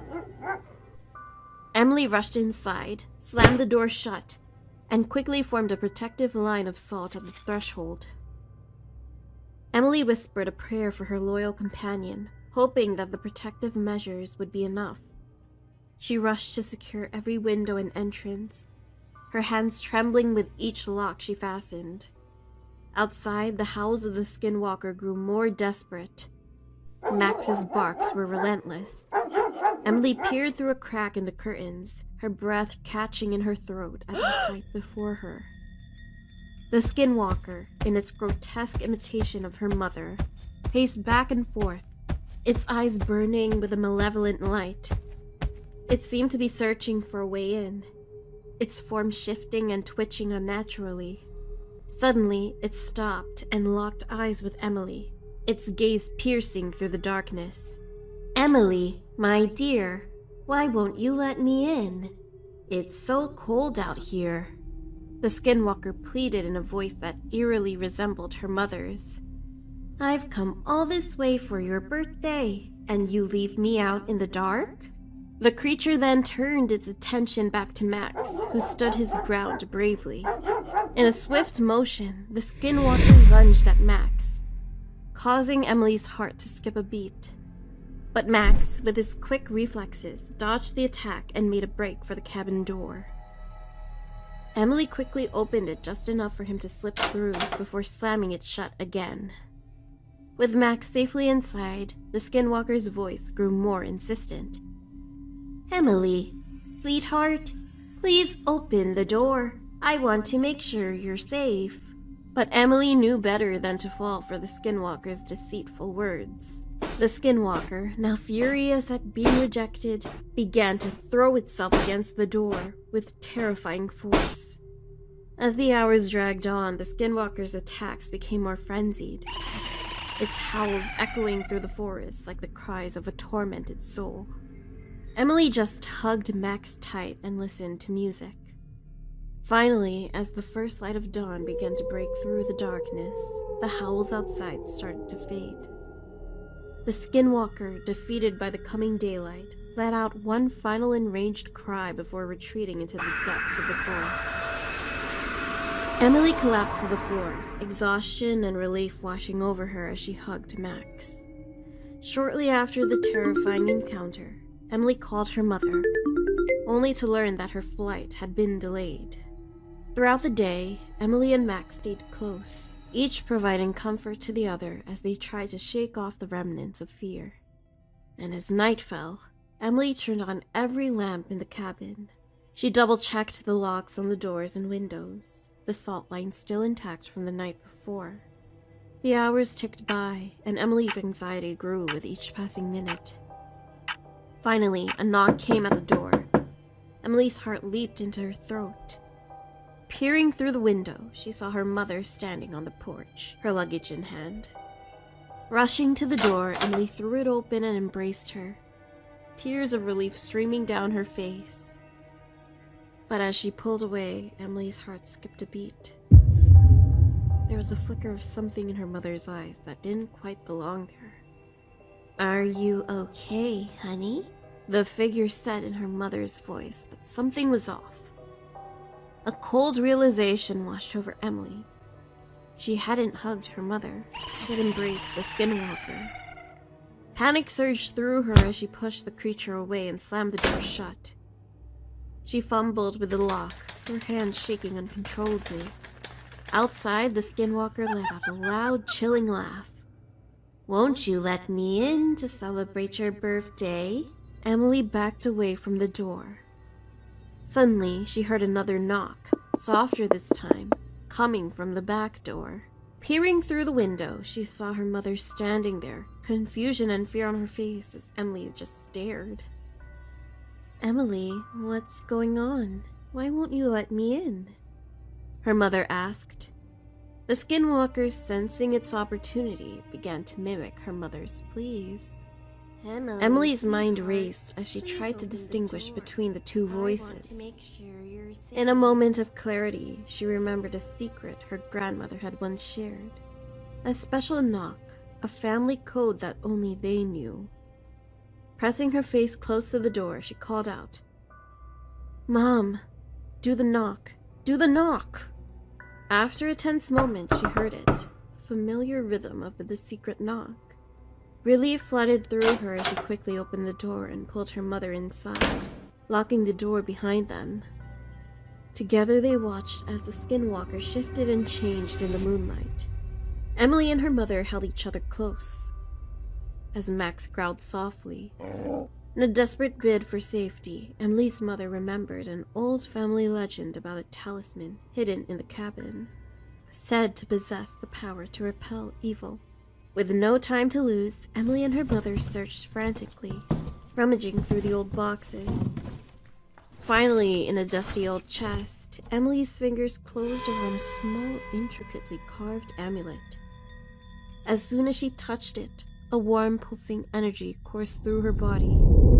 Outside, the skinwalker sensed the presence of the talisman, and its howls grew even more frenzied. Emily approached the door, holding the amulet out in front of her. With a deep breath, she flung the door open. The skinwalker recoiled as if struck by an invisible force. Emily stepped forward, the amulet glowing brightly in her hand, casting a protective light around her and her home. "Leave this place and never return," she commanded, her voice steady and filled with an authority she didn't know she possessed. The skinwalker let out one final ear-splitting howl before disappearing into the forest. Emily and her mother embraced as dawn broke. Emily turned to her mother smiling. She was grateful for the gift of another day. She knew that no matter what shadows lurked in the corners of the world, she had the strength to face them as long as she had her mother by her side.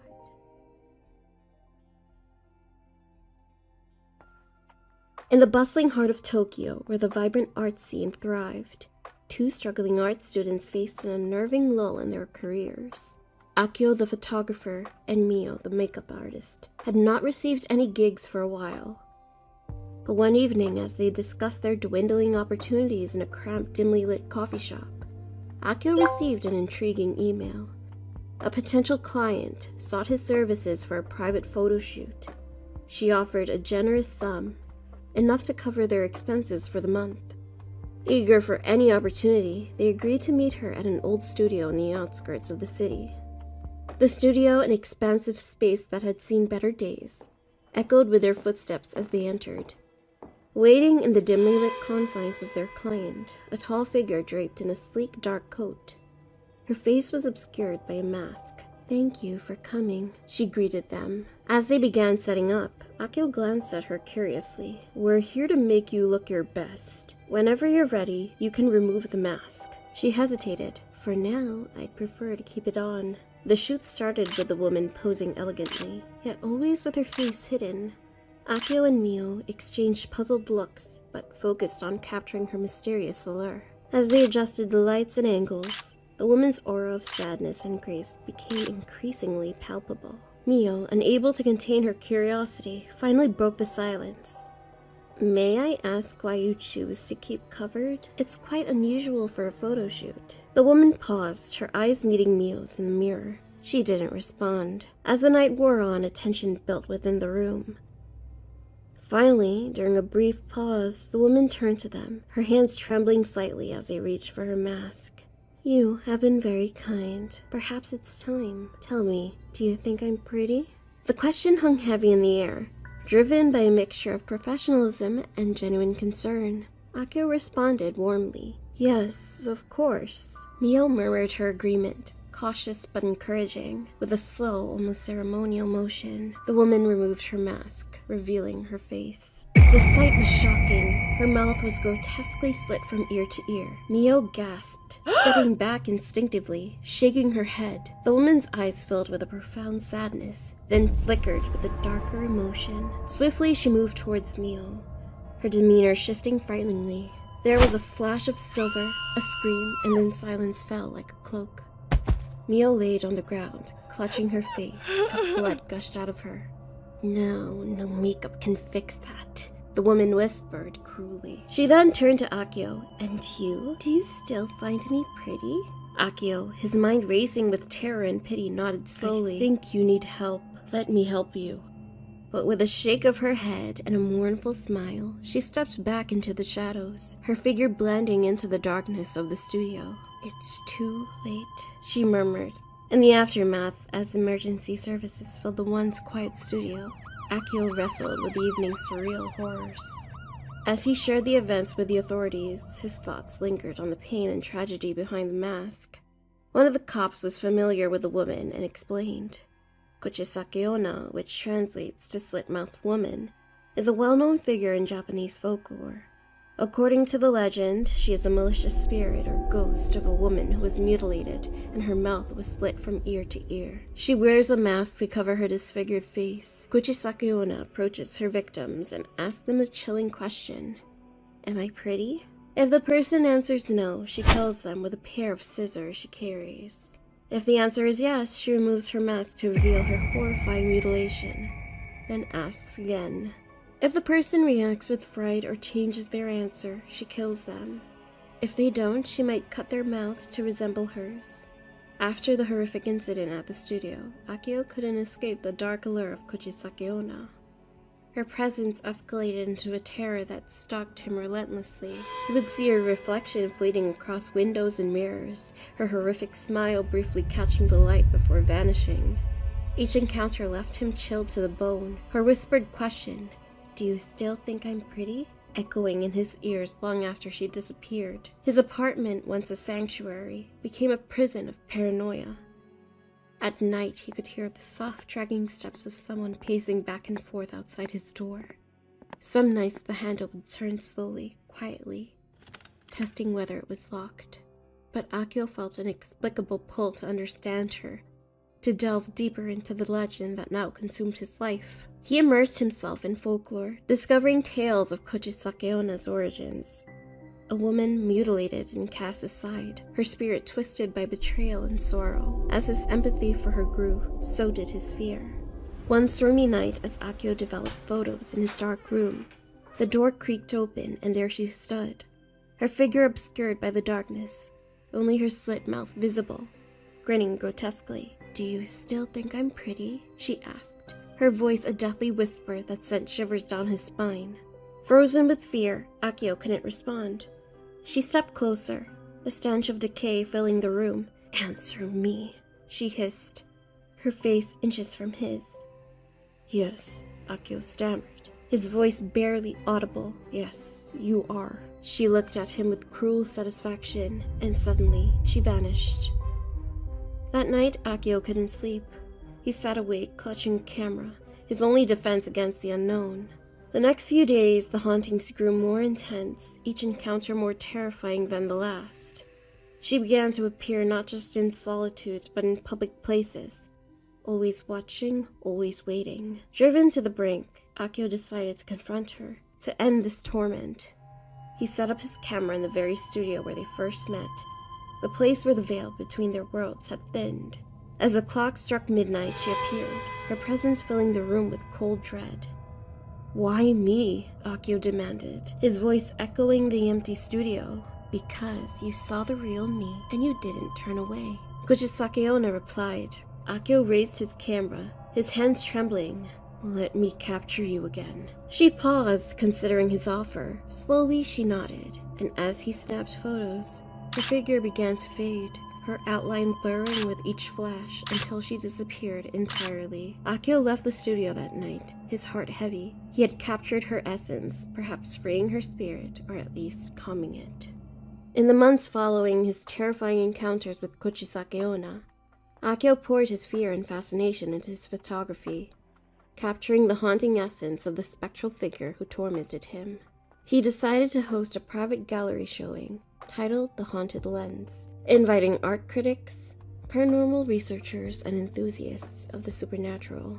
The gallery was filled with stark, chilling photographs of Kuchisake Onna, each one more gripping than the last, showing her figure and gruesomely slit mouth. Whispers of awe and horror mingled in the dimly lit room. The atmosphere was tense.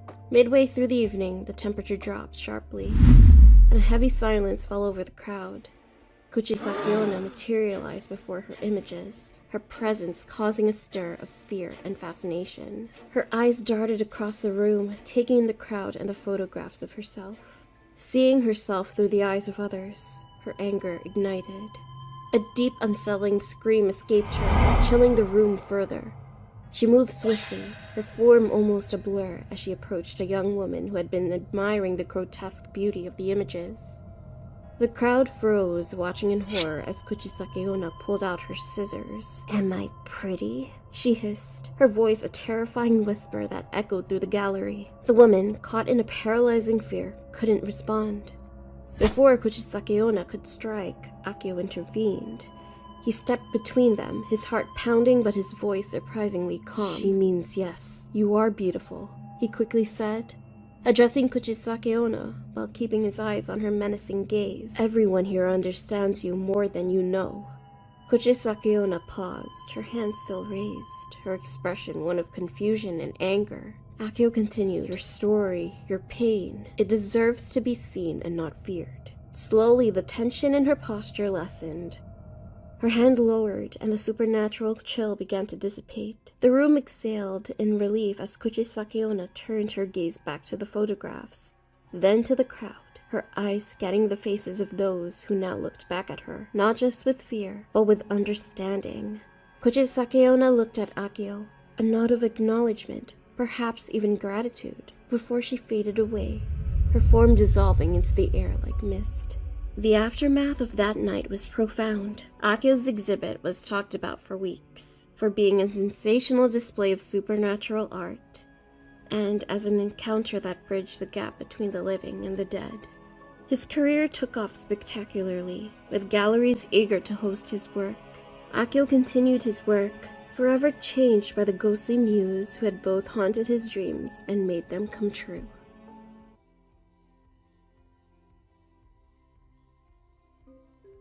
Jane, a recent college grad, had moved into an old townhouse.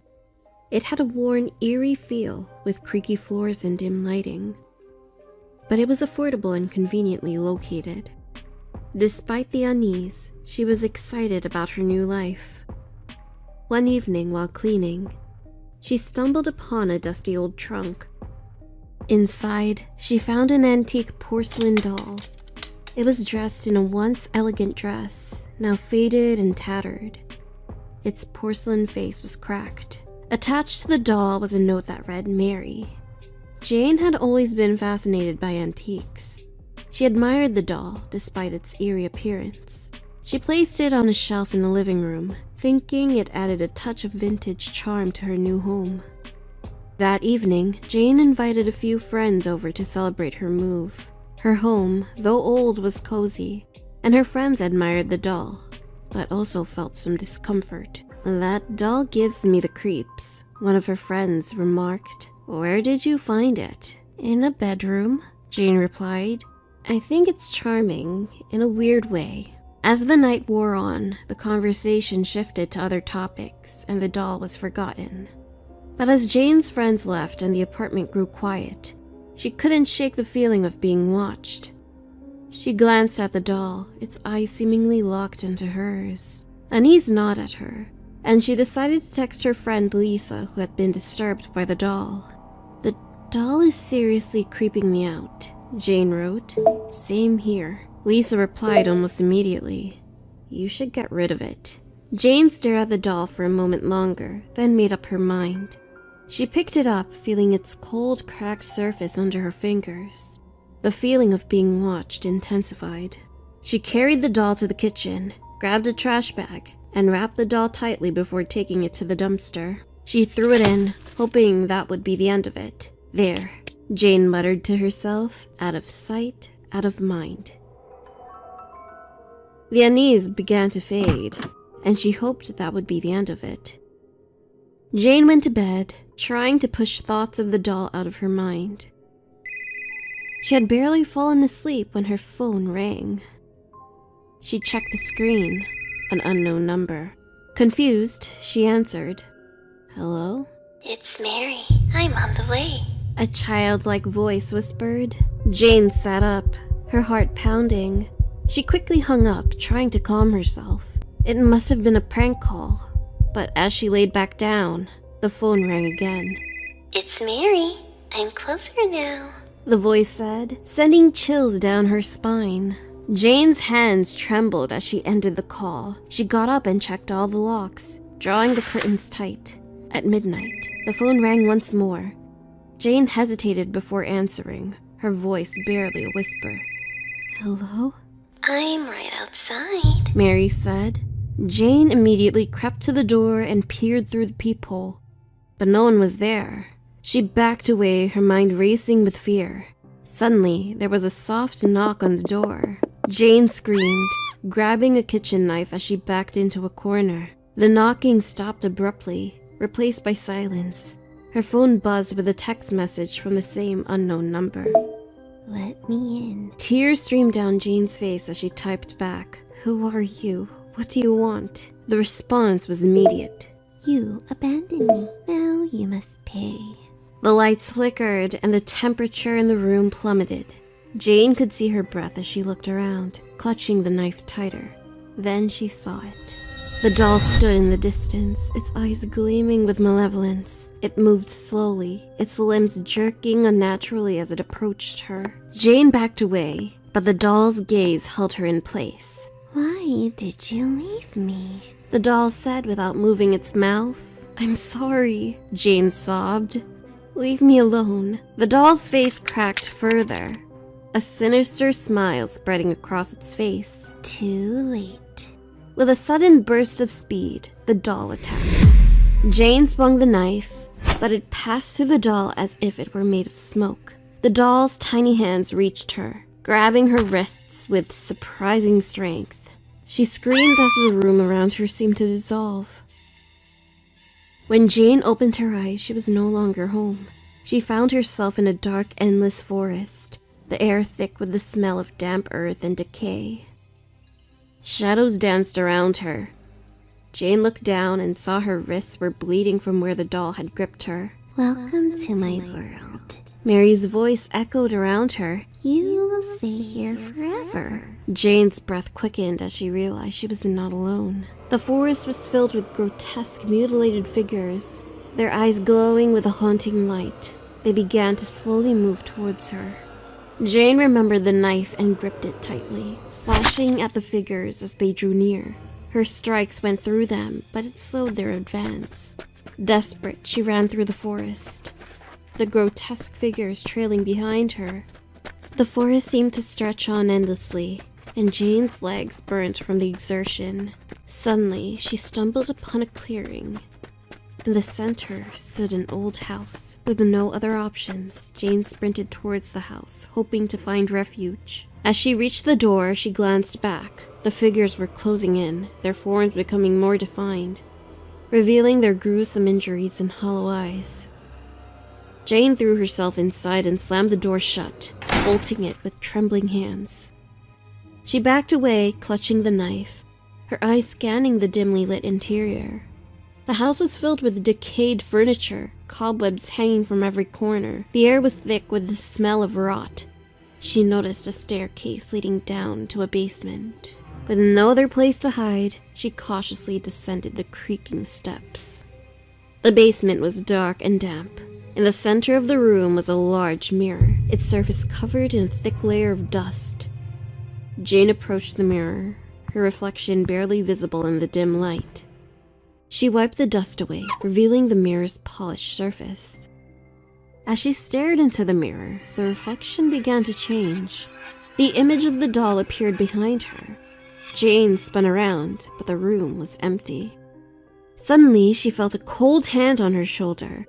She screamed and swung the knife, but there was nothing there.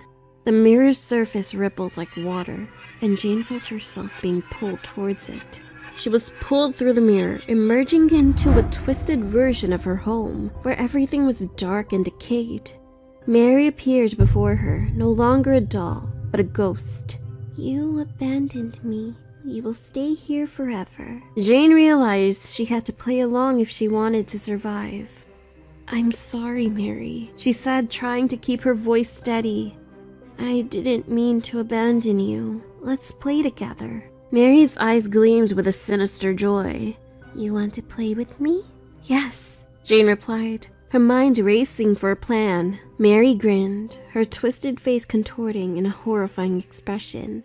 Let's play hide and seek. If you can find me, I'll let you go. But if I find you, you'll stay here forever. Jane nodded, trying to mask her fear. Mary vanished, leaving Jane alone. Jane knew she had to find a way to destroy Mary. She remembered the stories of malevolent spirits being bound to objects.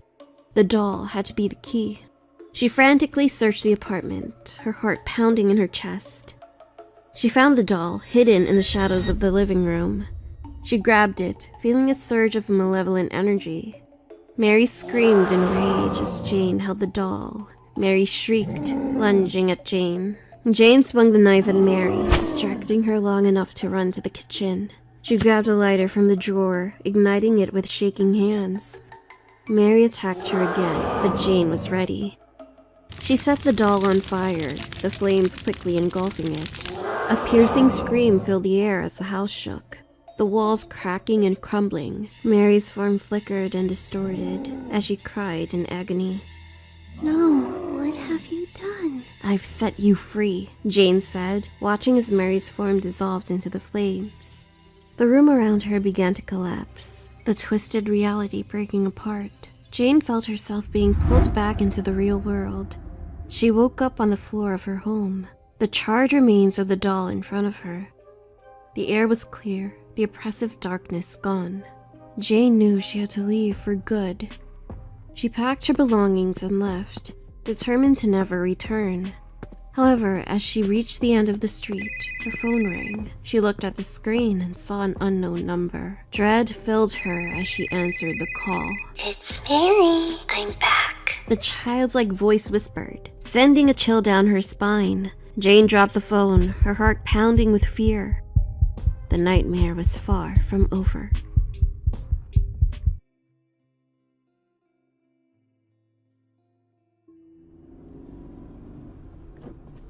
The dense forest surrounding the remote campsite in the Sierra Madre Mountains of the Philippines was a place of legends.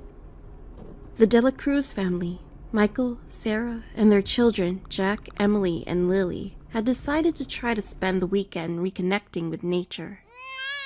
But Lily's piercing cries filled the air, adding to the already high tension.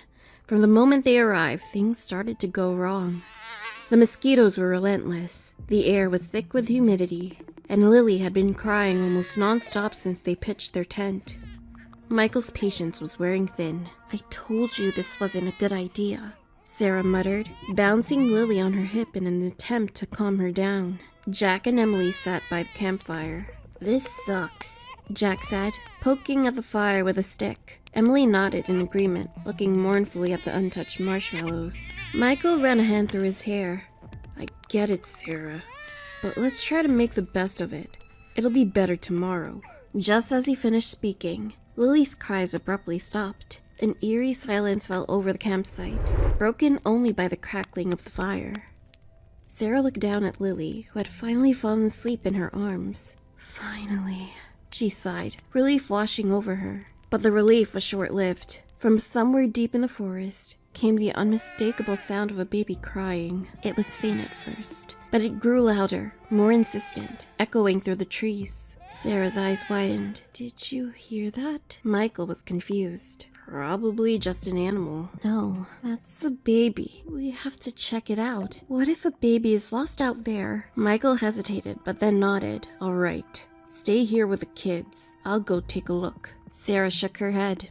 "I'm not staying here while you go off into the dark. Jack, Emily, stay in the tent and look after Lily. We'll be back soon." Michael grabbed a flashlight and a hunting knife, while Sarah took a blanket. They left Jack and Emily in the safety of the tent with Lily, warning them to stay put until they returned. The forest was a labyrinth of twisted branches and undergrowth. The cries seemed to come from all directions, disorienting them. As they ventured deeper, the temperature seemed to drop, and a thick fog began to roll in, making it difficult to see more than a few feet ahead. After what felt like an eternity, they stumbled upon a small clearing. In the center lay a bundle of tattered cloth. The crying had stopped, replaced by silence. Sarah approached the bundle cautiously. She pulled back the cloth to reveal a hideous creature with a twisted, demonic face and razor-sharp teeth. It let out a blood-curdling screech, leaping at Sarah with unnatural speed. Michael lunged forward, slashing at the creature with his knife. The blade sank into its flesh, but it barely flinched. It clawed at Michael, tearing through his jacket and flesh, blood spraying in all directions. Michael's screams of pain echoed through the forest, mingling with the creature's shrieks. Michael told Sarah to run, and tried to hold his ground against the demon. They turned and ran, the forest seeming to close in around them. The cries of the creature echoed through the trees. When they finally reached the tent, they found it ripped open and empty. Panic surged through them. Sarah called out for her kids. A rustling sound came from the bushes nearby. Michael turned on his flashlight, revealing Jack and Emily huddled together, their faces pale with terror. But Lily was missing. "Something was here. It tried to get us, and then Lily just vanished." Michael hugged his children tight. "We need to find her." As they prepared to search the forest again, they heard Lily's cries from deeper in the woods. Without hesitation, they ran towards the sound, their hearts pounding with fear and desperation. The cries led them further and further away from the campsite. Finally, they reached another clearing. There, on the ground, lay a bundle of tattered cloth. Sarah approached the bundle cautiously. She pulled back the cloth to reveal the hideous twisted face of the baby. It let out a blood-curdling screech and lunged at her. Sarah grabbed a large branch and swung it at the creature with all her strength, knocking it back momentarily. Suddenly, they heard a cry behind them. They turned and saw Lily, abandoned and alone, crying weakly. Sarah's heart leaped as she cried, rushing toward her daughter. Michael kept his eyes on the creature, which was already recovering. "Get Lily and get to the car," he said, trying to buy them some time. Sarah scooped up Lily, and with Jack and Emily close behind, they raced to the car.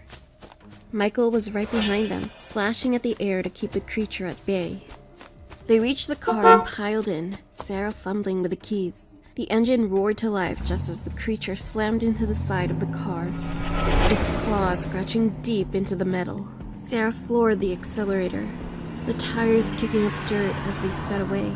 The creature tried to keep up. They could hear its screams fading through the distance as they finally escaped the forest. Breathing heavily, Sarah glanced at Michael. His shirt was soaked with blood, his face pale. "Are you okay?" she asked. Michael nodded weakly. Relieved and exhausted, they drove home. But as the days turned into weeks, Lily began to behave more strangely. Her eyes, once bright and innocent, now glowed with an unsettling light. She stopped crying and stared at them with an intensity that was unnerving. At night, she would babble in a language none of them understood. Her skin grew cold, and her behavior became increasingly erratic. One afternoon, while Michael was watching her, Lily's demeanor changed. Her eyes locked onto Michael's with a malevolent glare. Without warning, she sank her tiny teeth into his hand. Michael yelped in pain and tried to pull away, but Lily's grip was unnaturally strong. Blood trickled from the bite wound as she released him, her lips curling into a sinister smile. Then she laughed, a chilling, guttural sound that sent shivers down Michael's spine. He stared at his daughter, realizing that whatever was happening to her was getting worse. Desperate, the family sought help from local shamans and healers. They traveled from village to village, consulting with anyone who might offer a solution. Each healer they visited offered a different remedy, but none seemed to work. They tried herbs, rituals, and prayers, but Lily's condition only worsened. She grew more distant, her eyes glowing brighter, her behavior more unpredictable. The family was on the brink of despair when they heard about an elder in a remote village known for his knowledge of ancient curses. The elder's hut was surrounded by talismans and protective charms. The air was thick with the scent of burning herbs. The elder listened to their story with great concern. He examined Lily, his expression growing more serious with each passing moment. "The Tianak has cursed your daughter," his voice heavy with the weight of his words. "It is slowly transforming her into one of its own. This is no ordinary curse. It is a bond forged in darkness and malice. The only way to save her is to perform an ancient ritual deep in the forest where the curse originated." He handed them a talisman for protection, its surface covered in intricate symbols. "You must return to the heart of the forest," he continued. "There you will find an altar. Perform the ritual at midnight and be prepared for the Tianak's fury. It will do everything in its power to stop you." With heavy hearts, they prepared for another journey into the heart of the darkness, determined to save Lily from the fate that awaited her. And so, the Dela Cruz family ventured back into the forest, determined to save their daughter from a fate worse than death. The forest seemed even more menacing than before, its shadows deeper and its silence more oppressive, as they prepared themselves for the battle to come.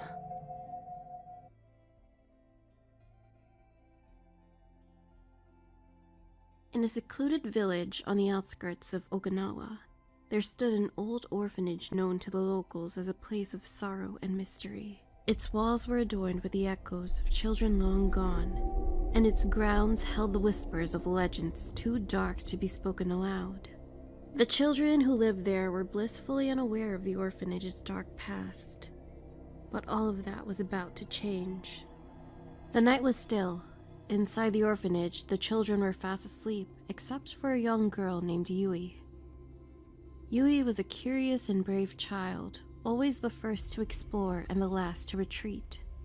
That night she lay awake, staring at the ceiling, unable to shake off an uneasy feeling that had settled in her chest. Yui's unease was accompanied by a strange noise that seemed to come from the forest bordering the orphanage grounds. It was faint at first, almost like a distant echo, but it grew louder and more insistent. She sat up in bed, her heart pounding, and listened intently. Unable to ignore the sound any longer, Yui decided to investigate. She slipped out of bed and tiptoed outside. The sight that met her eyes made her blood run cold. A tall white figure stood at the edge of a forest, its long dark hair cascading down its back. The figure seemed to be watching the orphanage. swaying gently as it let out the haunting sound. It was now a rhythmic chant, hypnotic and eerie. Yui felt a chill run down her spine as she locked eyes with the woman. The woman's lips curved into a sinister smile, revealing sharp, pointed teeth. Yui took a step back, her instinct screaming at her to run, but her feet seemed rooted to the ground. "Yui!" The shout snapped her out of her trance. It was Hiroshi, one of the older boys from the orphanage. He had followed her outside, worried about her safety. The tall woman turned her gaze to Hiroshi, and the air grew even colder. "Run!" Hiroshi yelled, grabbing her hand and pulling her away from the figure. The woman let out a shrill, bone-chilling scream and began to move towards them, her long limbs stretching unnaturally. They ran as fast as they could, the woman's screams echoing in their ears. They burst through the back door of the orphanage and slammed it shut behind them. The other children had woken up by now, their faces pale with fear as they huddled together in the common room. The windows shattered, and a gust of icy wind swept through the room. The tall figure loomed in the broken window, her eyes glowing with malevolent intent. She reached out a long clawed hand and in a blur of motion grabbed one of the children, a boy named Kenji who was standing closest to the window. The children screamed in terror as the woman lifted Kenji effortlessly, her jaw opening wide to reveal rows of sharp, glistening teeth. Kenji's screams were abruptly cut off as the spirit bit down, blood splattering across the room. The headmistress quickly took charge.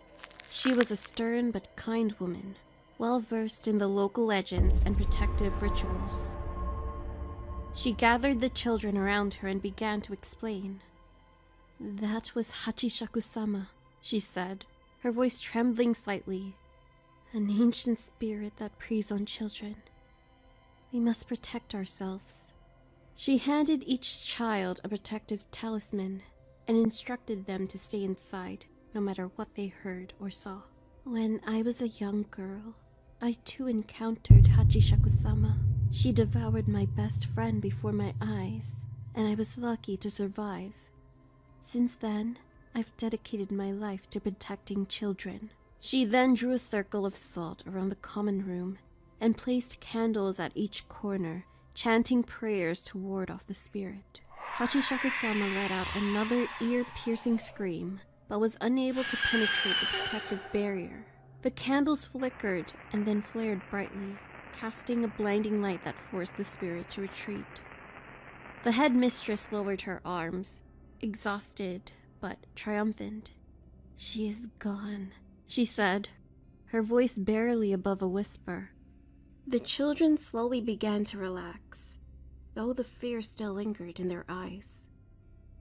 The children, exhausted and traumatized, finally settled down to sleep, clutching their protective talismans tightly. In the middle of the night, Yui awoke with a startle. She could feel the presence in the room, something cold and malevolent. Her eyes darted around the dark room, and her heart raced as she heard a faint, familiar sound. She glanced around and saw Hiroshi, his eyes wide open and filled with terror, staring at the far corner of the room. There, standing in the shadows, was Hachishaku-sama. Her tall white figure loomed over the sleeping children, her eyes glowing with a sinister light. Yui tried to scream, but no sound came out. She watched in horror as Hachishaku-sama reached out and grabbed Hiroshi by the ankle, pulling him towards her. The other children woke up, their screams filling the room as they saw the horrifying scene unfold. The headmistress rushed into the common room, her face pale with fear and determination. She began chanting again, her voice rising in desperation. With all her strength, she threw a handful of salt at Hachishaku-sama, causing the spirit to recoil and hiss in anger. The candles flared to life once more, casting a blinding light. Hachishaku-sama released Hiroshi, who collapsed to the floor, his leg mangled and bleeding profusely. The spirit let out one final bone-chilling scream before disappearing into the shadows. The headmistress rushed to Hiroshi's side, applying pressure to his wound. "You're safe now," she whispered, tears streaming down her face. The children gathered around, their faces pale with fear and relief. Despite the horror they had witnessed, they were grateful that Hiroshi was alive, though his leg was severely injured. Hours later, Hiroshi was resting in the infirmary. The other children had finally fallen asleep, still shaken by the night's events. The room was quiet, save for the soft breathing of sleeping children. Suddenly, Hiroshi's eyes snapped open, wide with terror. He let out a blood-curdling scream that jolted the other children awake. The headmistress rushed to his side, but before she could reach him, Hiroshi passed out again, his body limp and unresponsive. The children huddled together, fear gripping them once more. The headmistress tried to calm them, but her own heart was pounding with dread. As she turned to check on Hiroshi again, he suddenly sat up, his eyes dark and empty. He murmured, a sinister smile spreading across his face. The children screamed in unison, the sound echoing through the orphanage as the terrifying realization set in. Hachishaku-sama hadn't been banished after all. She had found a new vessel. The room plunged into chaos, the children crying out in fear and confusion. The headmistress stared in horror at Hiroshi, who continued to chant the eerie sound. Hiroshi's body convulsed violently, his limbs twisting at grotesque angles. His skin began to blister and crack, oozing dark blood. His eyes rolled back, and an unearthly wail escaped his face. The children screamed and backed away, but the doors and windows were sealed by an unseen force. The room filled with the sickening sound of bones snapping and flesh tearing as Hiroshi's transformation continued. With a final bone-chilling scream, Hiroshi's body began to grow taller, elongating grotesquely. He transformed into Hachishaku-sama, with eyes glowing with malevolent delight. She towered over the children, her long clawed fingers dripping with Hiroshi's blood. She chanted louder, her voice reverberating through the walls. The headmistress stepped forward, positioning herself between the children and the monster. The children scrambled behind her, their faces pale with fear. The nightmare was far from over.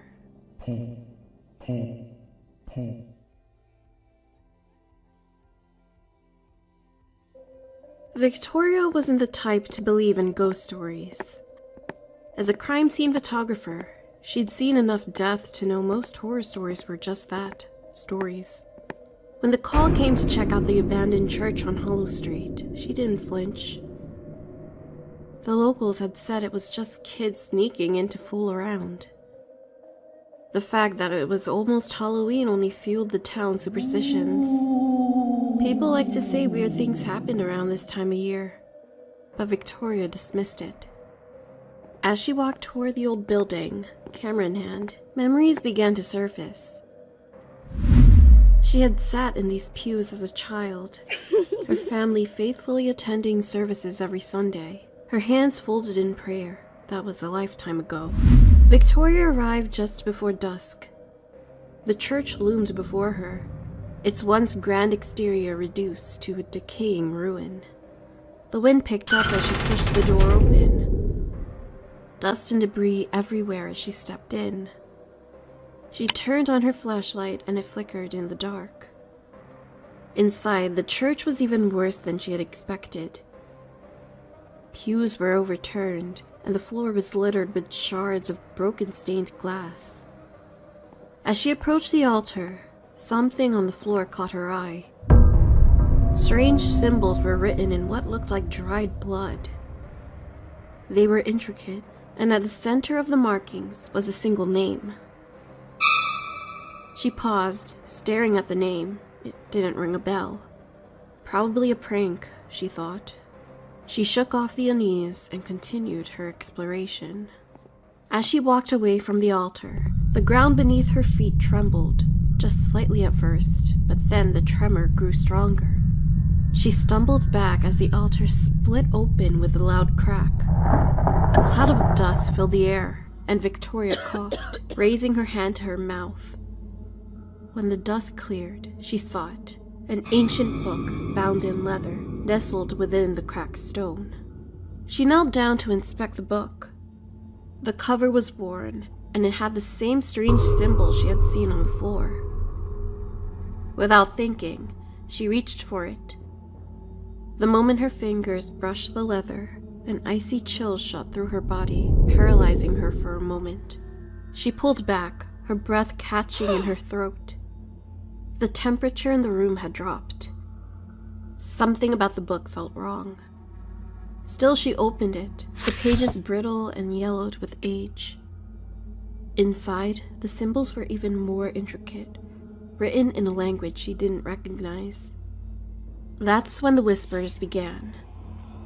At first, they were faint, barely audible, but they grew louder, filling the room.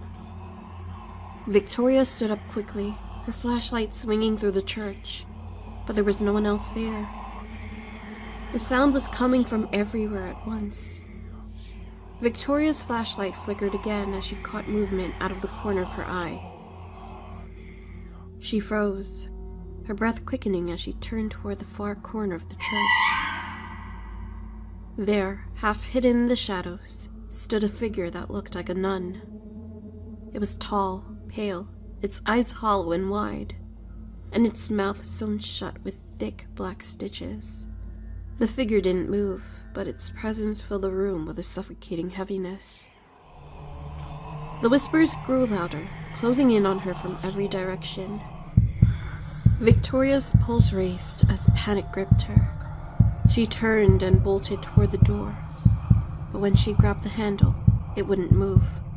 She turned back toward the figure, and her heart dropped. It was closer now. Its hollow eyes stared directly at her, and its stitched mouth twisted into a grotesque grin. She stumbled back toward the altar. The flashlight flickered, casting wild shadows across the walls. As the whispers grew deafening, Victoria fumbled with her camera, her hands trembling. Before she could think, the camera slipped from her grasp and hit the stone floor with a sharp crack. Then, invisible hands wrapped around her throat. She gasped, clawing at her neck, but there was nothing there, just the crushing force squeezing the life from her. Her vision blurred as the pressure increased, and she struggled to breathe. Victoria's body jerked violently as an unseen force lifted her off her feet and slammed her into the ceiling. Pain exploded through her as her back and head hit the stone above. The next moment, she was hurled back down onto the cold floor. In her haze of pain and panic, Victoria remembered the ridiculous scenes from horror movies where characters slash their palms in desperation. It never made sense to her, but now, as her life slipped away, it seemed like the only option left. In a desperate act, Victoria grabbed a shard of broken stone and slashed her palm open. Blood dripped onto the symbols, and the church trembled violently. From the symbols, small black serpents began to emerge, their scales glistening as they moved toward her. They slithered toward her legs, coiling around her ankles and slowly tightening. Panic surged through her. Her blood mixed with the symbols on the floor, and the serpents seemed to grow more aggressive, their bodies cold and smooth against her skin. Her eyes caught the name Valak etched into the altar, and in her panic, the word slipped from her lips. She whispered, her voice barely audible. Desperate, her mind raced, and she found herself mumbling any prayer she could remember from her childhood. The moment she said the name, the serpents froze, their cold grip loosening around her. Slowly, they retreated back into the floor, disappearing as though pulled back into the symbols from which they came. The figure flickered and distorted as it struggled, but it was too late. With a final silent scream, the figure was dragged toward the altar and vanished into the darkness beneath the stone. The doors creaked open behind her. Victoria staggered to her feet. She stumbled out of the church and collapsed onto the cold ground outside, gasping for air. Days later, in the safety of her apartment, Victoria sat at her desk, trying to convince herself that what had happened in the church was nothing more than a series of nightmares strung together by exhaustion. She'd gone through her camera's memory card dozens of times, hoping to prove to herself that it had all been in her head. But each attempt left her empty-handed. Most of the photos were too dark or too blurry to decipher. Her apartment was eerily quiet, with only the hum of her computer cutting through the stillness. She clicked to the last image. The screen flickered for a moment, and then she saw it. The figure, standing in the shadows, its sewn mouth stretched into a grotesque grin, its hollow eyes staring directly at her as if it had always been watching. Her hand hovered over the mouse, frozen. She leaned closer, heart pounding as something else caught her eye. In the corner of the image, barely visible, was the name scratched into the darkness. Valak. The temperature in her apartment dropped sharply. A wave of nausea hit her as the air seemed to thicken, turning cold and oppressive. The shadows in the room flickered, shifting unnaturally as though they were alive. She quickly turned off her computer, but the screen flickered back on by itself, displaying the same image, now zoomed in on the figure's twisted grin. A soft, scratching sound came from behind her. Victoria's heart stopped. She slowly turned, her breath shallow, expecting to see nothing. But there, on her apartment wall, was the name. It was as if it was clawed by unseen hands. Her vision blurred as the whispers started again, louder than before, surrounding her from every direction.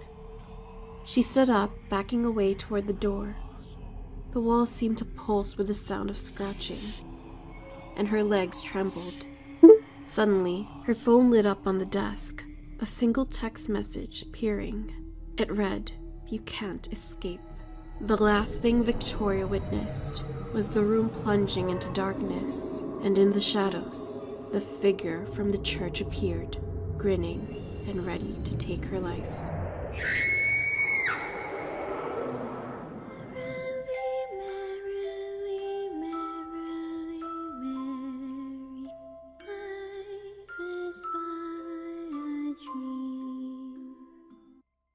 We never know how we'll react to our greatest fears until we're forced to come face to face with them. That was certainly the case for these two friends. Lara and Maria were young women living in Barcelona. They always loved horror stories. "I don't know what I should read next," Maria said while walking next to her best friend. "Why don't you try something by Emilio Bueso?" Lara asked. "I don't like Spanish writers. I prefer something more mainstream." "We have great Spanish writers, Maria." She felt that her friend didn't always share the same interests as her. "How about we go to your house today and look up scary stories? Have a horror-themed night." Lara suddenly remembered a story she came across a few days ago. It had been circulating around their school. The hairs on her body stood up. "Do you know the legend of the blind maiden?" Lara asked as she walked beside her friend. "The blind maiden? What's it about?" "It's popular on the internet. We can read it together and test it out," she said with an intense look. When the two friends arrived at Laura's house, Maria was very excited about the story they were going to read. "I'm curious. Let's read it now." "We have to wait until midnight," Lara responded with a monotone voice. "Why? I know it's horror, but it doesn't have to be read at night." "I guess we can."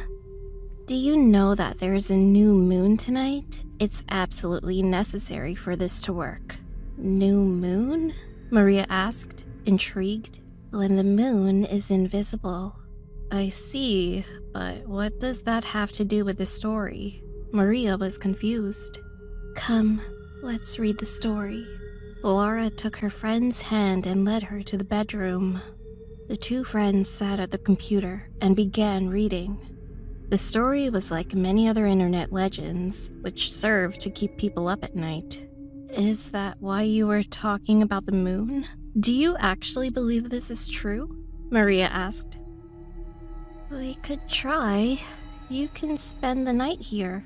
Laura was excited. But it says you have to be alone. And with the lights off. At midnight on a moonless night?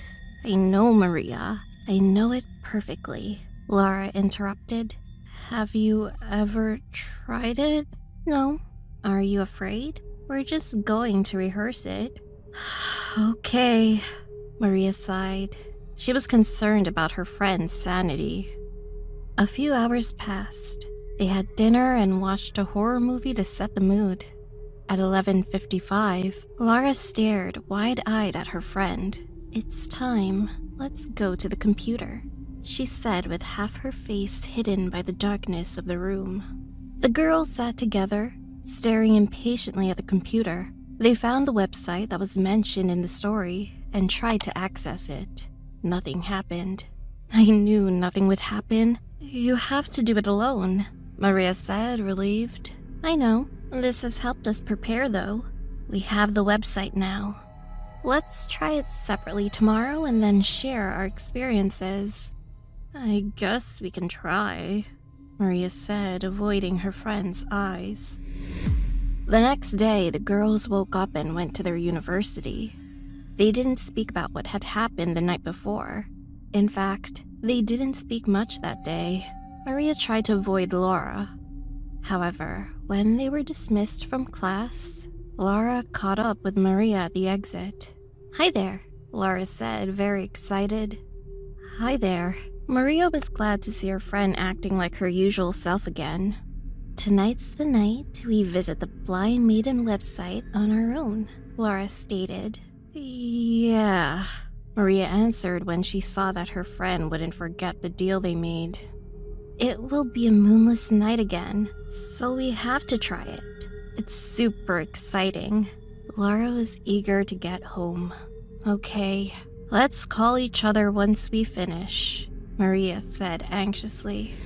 When Laura got home, she sent a message to her friend at 11:55 p.m., reminding her of the rules for the optimal experience. It's almost time. Make sure you follow the rules. Maria just responded with an okay. Laura left her phone on the bed. She didn't want anything to distract her. She sat in front of the computer with the lights off, and as soon as she saw the time in the corner of the monitor, she accessed the website. The screen was blank at first. Nothing happened. Suddenly, there were strange images. Quick flickers of frames with different faces, some of them eyeless children. One after the other, twisted with fear and mouths wide open. They were deformed faces with torn up skin and empty eye sockets, full of blood and darkness. The mouths of these people were grimaces of pain, while blood trickled down from what was left of their eyes. The images were terrible. Laura didn't know if they were real or photoshopped. Just thinking about those victims made a chill run through her body. She enjoyed that feeling of terror, that irrational fear from which she could not escape. Immediately, the images on the screen stopped, and a message appeared. This website will take you to a whole new level of horror, a horror that will use all 5 of your senses. You must be very careful not to click on anything by accident. You will be faced with a real experience of absolute horror. Below the text were 2 buttons, the option to accept or decline. The narrator warned the visitor not to click accept and advised clicking decline for safety. Laura smiled slightly. She loved that feeling of fear. The same feeling she got when she watched a good horror movie or read a book that kept her up at night. Of course, she clicked accept. The screen went blank again, but a moment later, Laura froze. The fear she now felt was very different, dangerous. Before her eyes, on the computer screen, was a dark figure moving slowly down a dark hallway. Laura couldn't believe what she was seeing. Her eyes widened. To her surprise, she observed on her monitor the silhouette walking inside her house.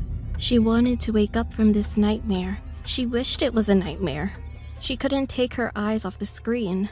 The humanoid shadow with bony arms and legs kept walking, examining each door she passed. Paralyzed by fear, Laura couldn't move a muscle and watched as the specter approached the very room she was sitting in. Laura felt the greatest of terrors while the silhouette opened the door.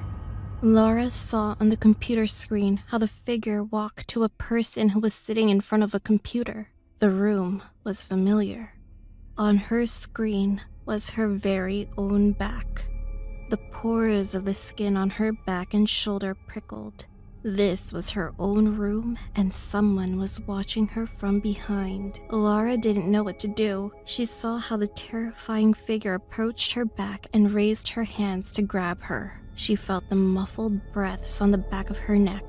Her instinct was to turn around to see if there was really someone else in her room. She felt a presence behind her, but was too scared to turn around. Then she felt a tap on her shoulder. She faced the fear and turned around quickly to see the face of an eyeless woman. The last thing she saw before she died was the face of a blind maiden staring at her mercilessly with empty eye sockets, mumbling something she couldn't quite make out, then piercing her eyes with her sharp fingernails, digging and ripping them out of her sockets.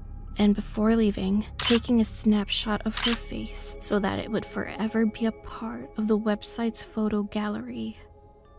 Maria stared at her monitor. Only 3 rules to make sure this was a success. You must be alone, check. You must turn off all your lights, almost check. She was too scared to turn off her desk lamp. And visit the website at midnight on a moonless night. Well, it was now 12:05. She had been debating whether or not she wanted to participate in Laura's silly game.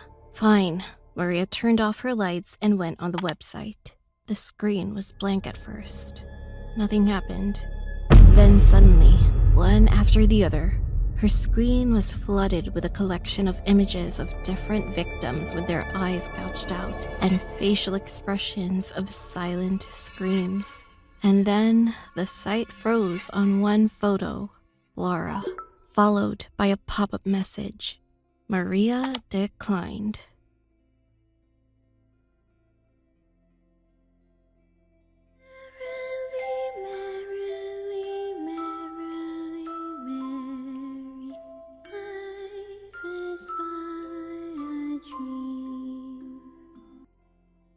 It was a dream of mine to travel to Albuquerque for the annual Hot Air Balloon Festival. It's where Dad proposed to Mom many moons ago. Mom was finally ready to take us there, just us girls. She wanted to relive the adventure. We decided to rent an RV from the trip from LA to New Mexico. My mom and I took turns driving, and it wasn't too shabby. An AC, kitchen, comfortable beds, and a bathroom. It was the perfect road trip. As we approached Albuquerque, it was already almost midnight. I knew we had to be getting closer to the campgrounds. I used Google Maps and followed the directions, but the GPS was lagging, and we ended up lost. We should have timed it better. Venturing out after sundown wasn't a smart idea. After circling around a few times, we managed to come across a beat-up shack with its lights on and music playing. Are you an idiot? Since when is stepping out of your vehicle in the middle of nowhere a good idea? I know we're getting close to the RV park. I just need to know which road will take us there. Mom, will you come with me? You are an idiot. Stop it, you two. We're here to enjoy each other's company.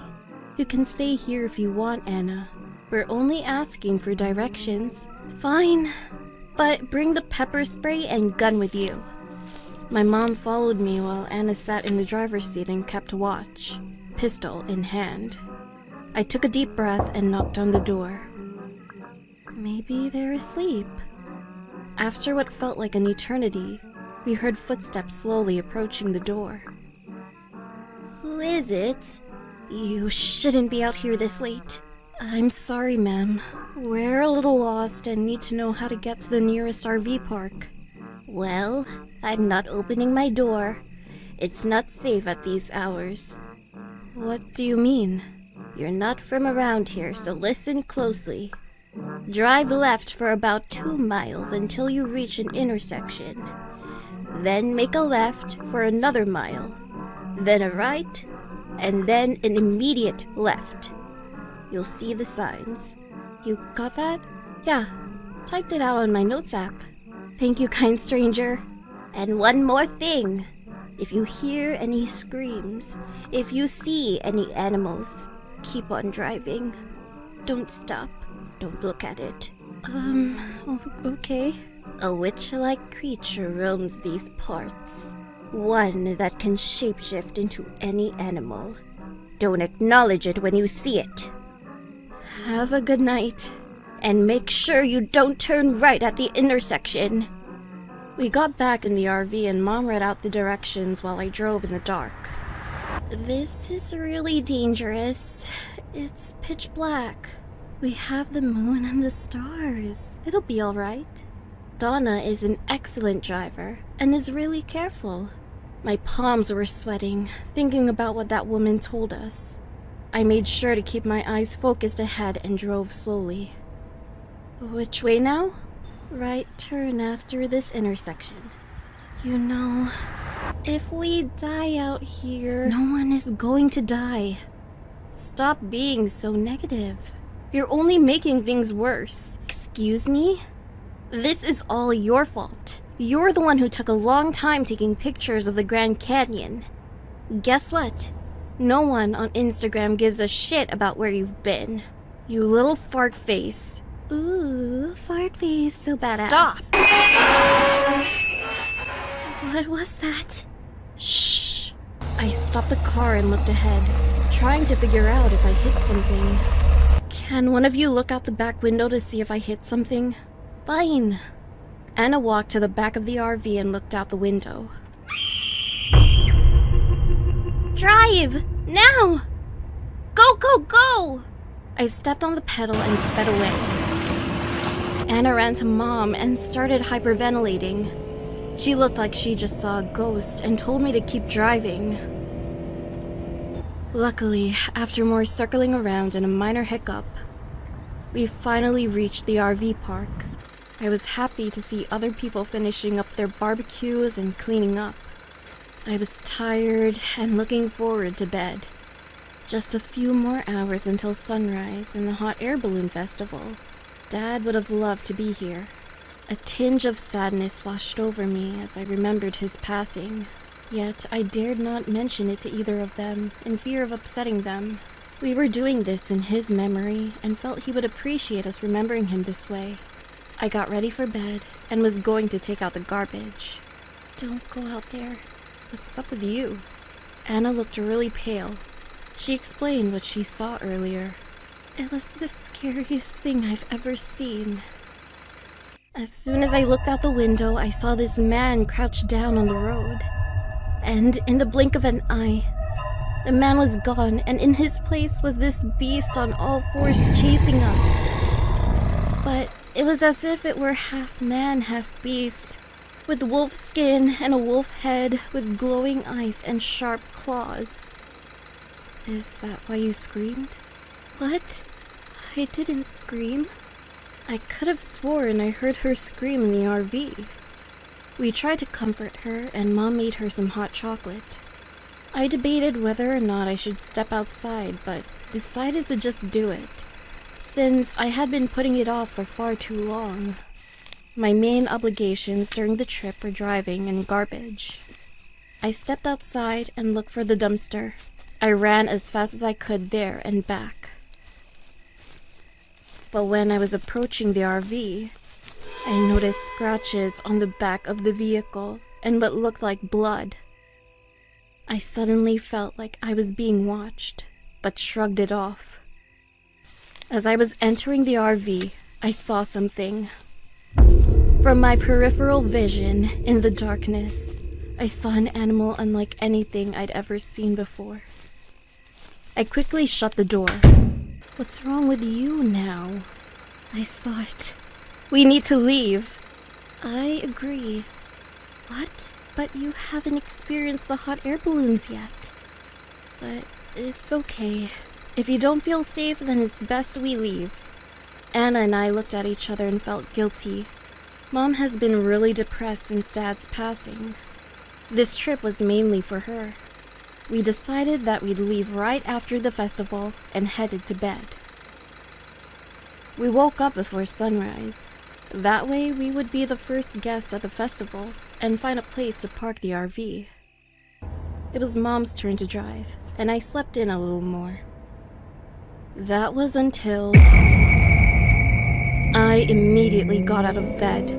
Mom was driving as fast as she could and screaming. Anna and I ran to the passenger seat. The creature. I looked away as soon as I saw it and yelled for them to do the same.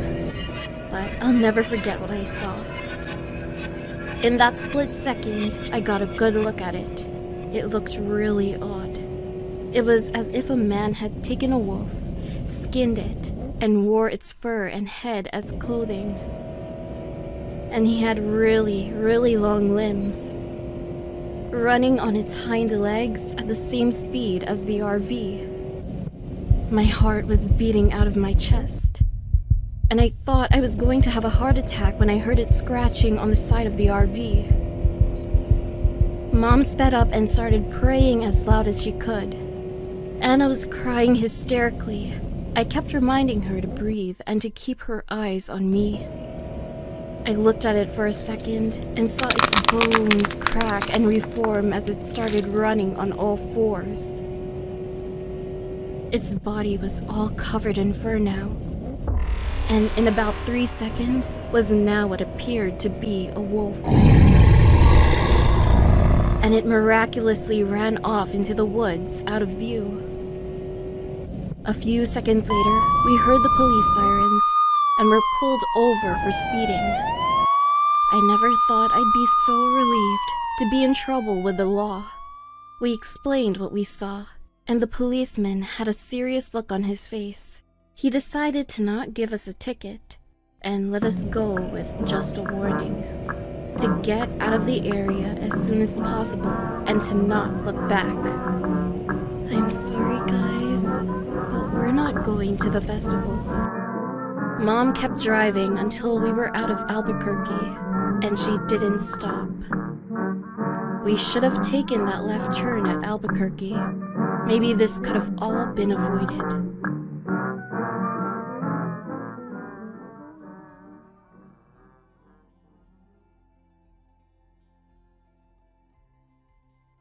As Lena and I made our way from I-287, we approached the Tappan Zee Bridge in Westchester, New York. The bridge crossed over from Nyack into Tarrytown.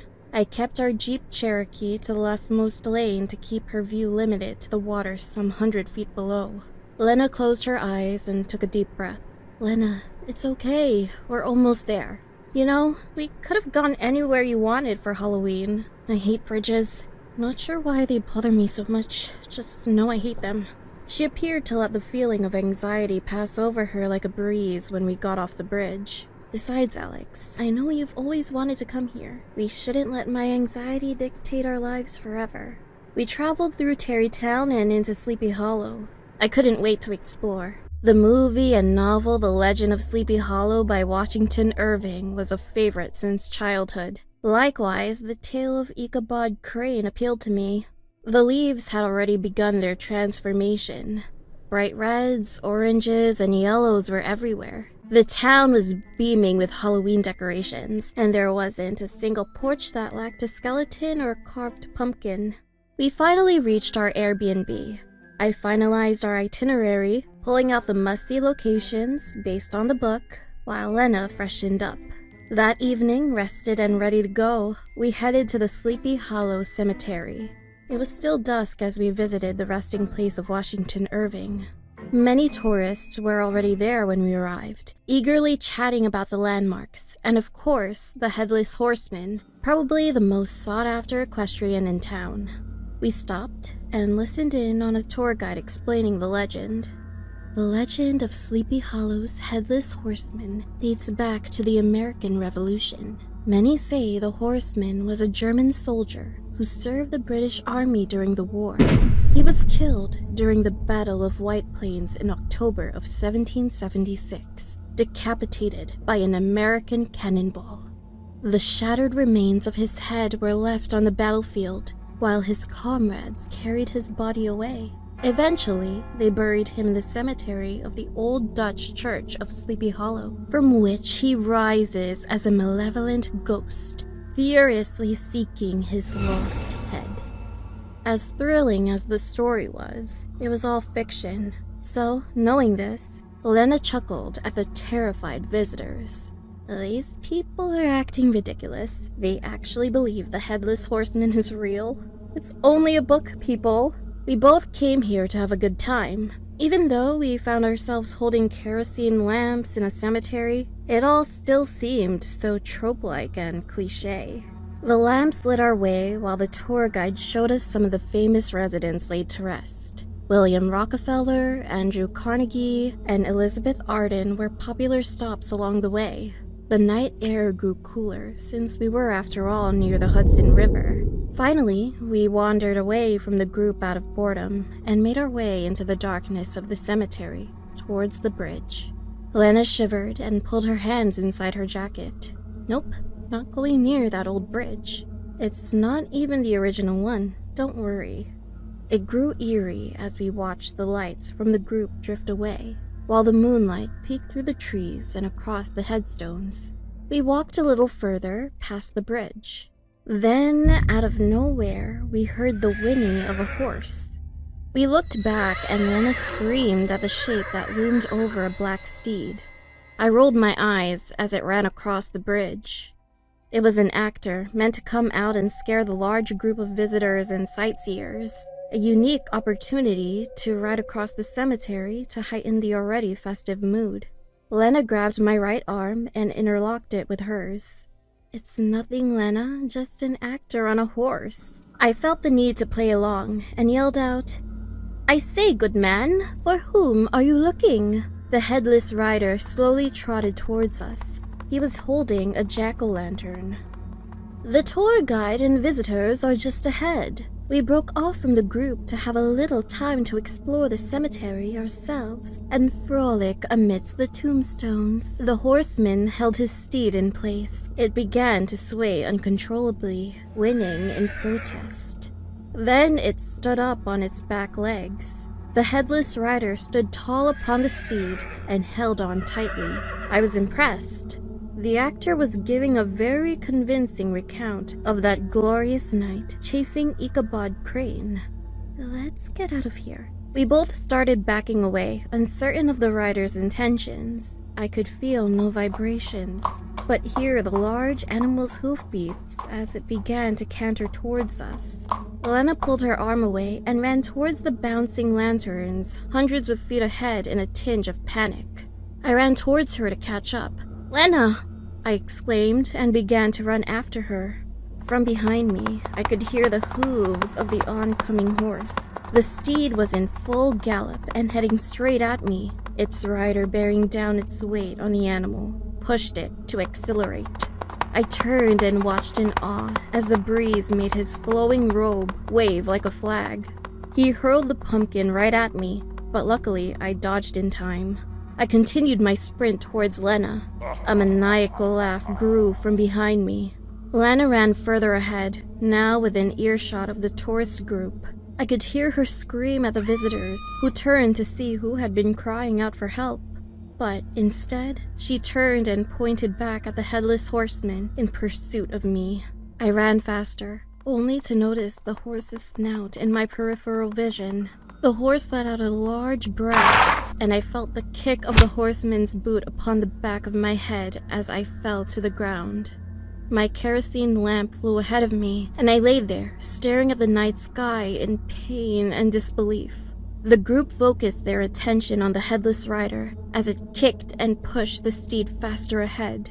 They watched it approach and pass by them as if it were some sort of reenactment. Finally, the horse turned around and stood upon its back hooves while letting out a loud, raucous bray to warn the visitors. The sting of the horseman's boot was far from just performance art. It hurt. Lena ran towards me, as did the tour guide and a few other visitors who came to see if they could help. A thick line of blood ran down my face and neck. Everyone looked terrified. "Alex, are you okay?" From behind her, I saw the steed run at us again. I reached over, grabbing Lena's lamp, as the horse charged and tossed it at the rider. The lantern shattered across the rider's broad shoulders and appeared to catch on fire. The group stood in awe and applauded, watching the headless horseman ride away, trying to douse the fire that had taken to its clothes. Many had wondered if this was part of the retelling of the legend of Sleepy Hollow, but I knew he was real. I felt his anger and disdain manifest in the blood he drew. I didn't need anyone telling me the experience was fake or part of some staged event. I could tell by the pain in my head that the headless horseman was real, and we were trespassing on hallowed ground.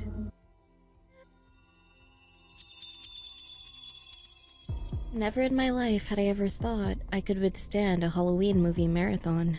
I ended up watching 11 films in a matter of 48 hours.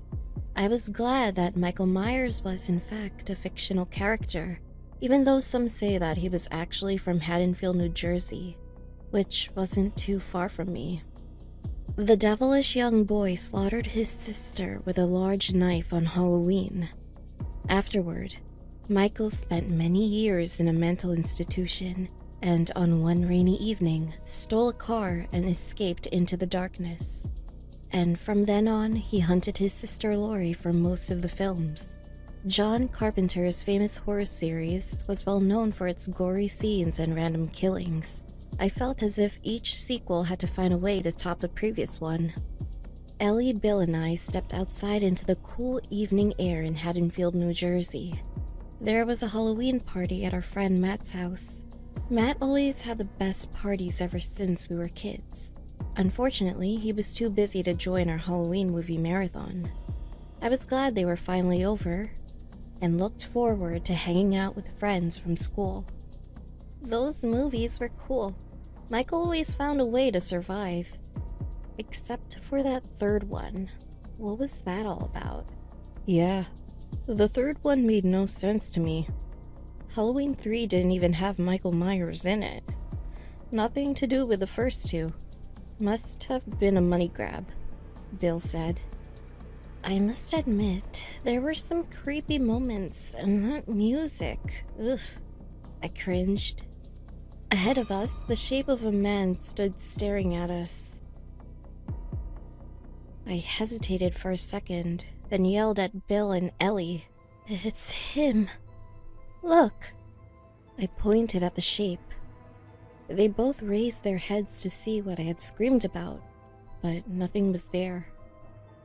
It's a movie, Judy. Michael Myers doesn't exist, Ellie smiled. We turned the corner and were on Matt Street. Matt decorated his front yard like a cemetery. Several classmates were entering the house for the party inside. Bill, Eddie, and I made our way through the cemetery and onto the front steps. At the front door stood a Michael Myers. It looked so much like him, I felt like screaming. But before I could, Matt pulled off his mask and yelled, "Trick or treat!" Matt, just like you'd always have a trick up your sleeve, your costume's sick. We spent the past 2 days watching all 11 movies. nearly scared Judy out of her mind. "I promise, Judy, I won't wear the mask when you're around," Matt assured me. "It's okay, Matt. I have to remember that Michael Myers is only a fictional character." I went inside the house. Many of our friends were dressed in creepy outfits and enjoying the party. Matt put his mask back on. He continued to greet others who walked up to the porch. A visitor had arrived, dressed as Michael Myers. How original. The visitor tilted his head and pulled a large carving knife out from his front pocket. Matt stood and inspected the knife as he moved it above his head.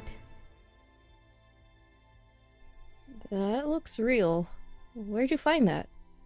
With that, the stranger grabbed Matt and lifted him off the ground, and with a single motion, plunged the giant knife into Matt's throat.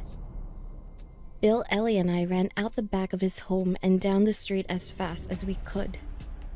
We hurried back home. Kids were screaming up and down the street, terrified at the murder that just occurred. Bill stopped to assure Ellie and me that it was all just a prank. But then, the killer appeared from behind him, jabbing the knife through one side of his right ear and out of the other side. Bill, stunned, stood bleeding until he collapsed. Ellie and I screamed. We took off looking for anyone who might be outside who could help us. We knew from the films that Michael was always looking to exterminate as many victims as he possibly could. Eddie and I took off towards Main Street. A police car sped past us towards Matt's house.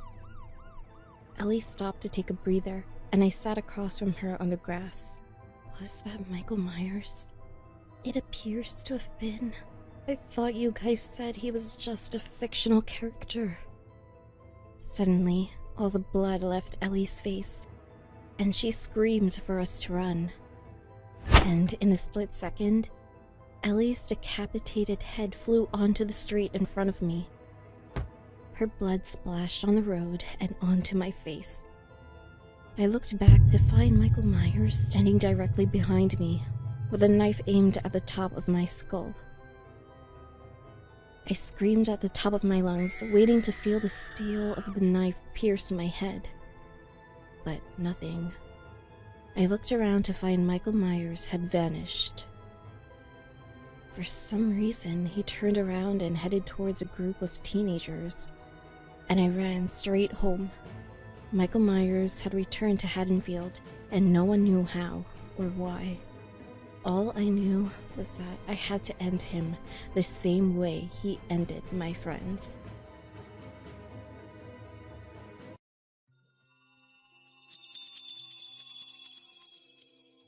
In a girl world, Halloween is the one night a year when a girl can dress like a total slut, and no other girls can say anything about it.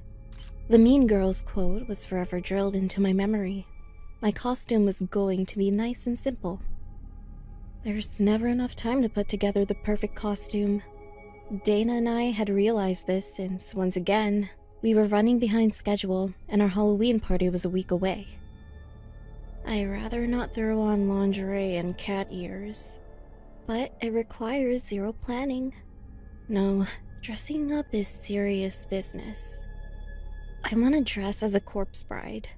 So we hit up all the local thrift shops and boutiques in search of a vintage-style wedding dress.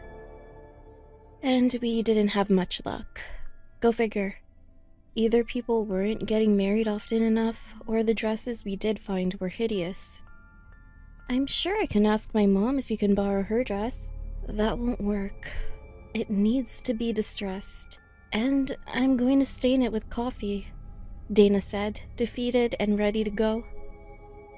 But right as we were about to leave, we saw one of the employees holding up a wedding dress. Dana immediately ran over to her. Yeah, we just received this box today. A lot of beautiful dresses too. Dana grabbed the dress and went to the fitting room to try it on. It was perfect, so she bought it and we left. Halloween night arrived, and Dana couldn't wait to show off her costume. She spent all day wearing the dress and tailoring it to perfection. It was pretty terrifying. Someone knocked on our front door. I'm going to put the finishing touches on my dress and makeup.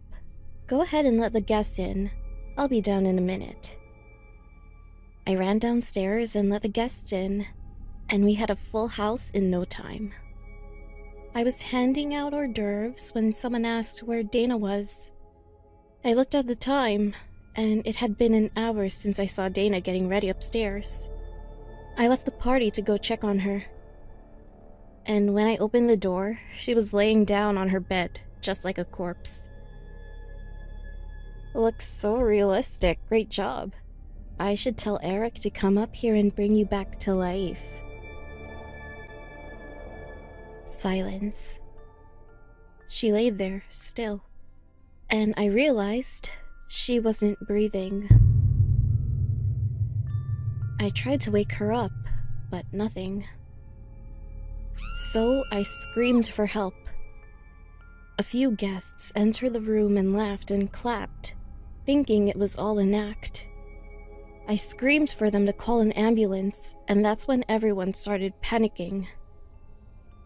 The ambulance arrived and took Dana's body away. After investigation, we found out that the wedding dress was poisoned by embalming fluid, which stopped Dana's blood flow after hours of wearing it. Its previous owner wore it to her wedding and funeral, until it was stolen from her corpse.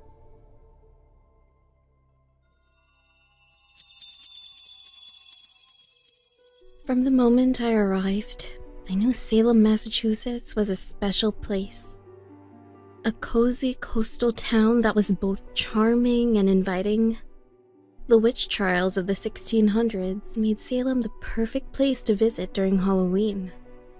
I walked around town, taking in the various attractions as if some invisible string guided me.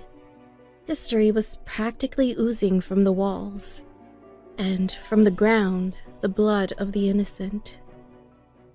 It was a town infamous for the hanging and burning of those reported to have practiced black magic or witchcraft. I felt like I was coming home.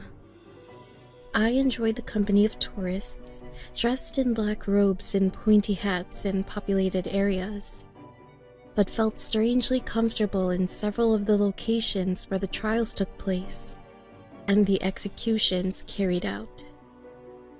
As I stepped foot in the Salem Witch Trials Memorial, I heard a voice whisper in my ear, "Welcome home, dear."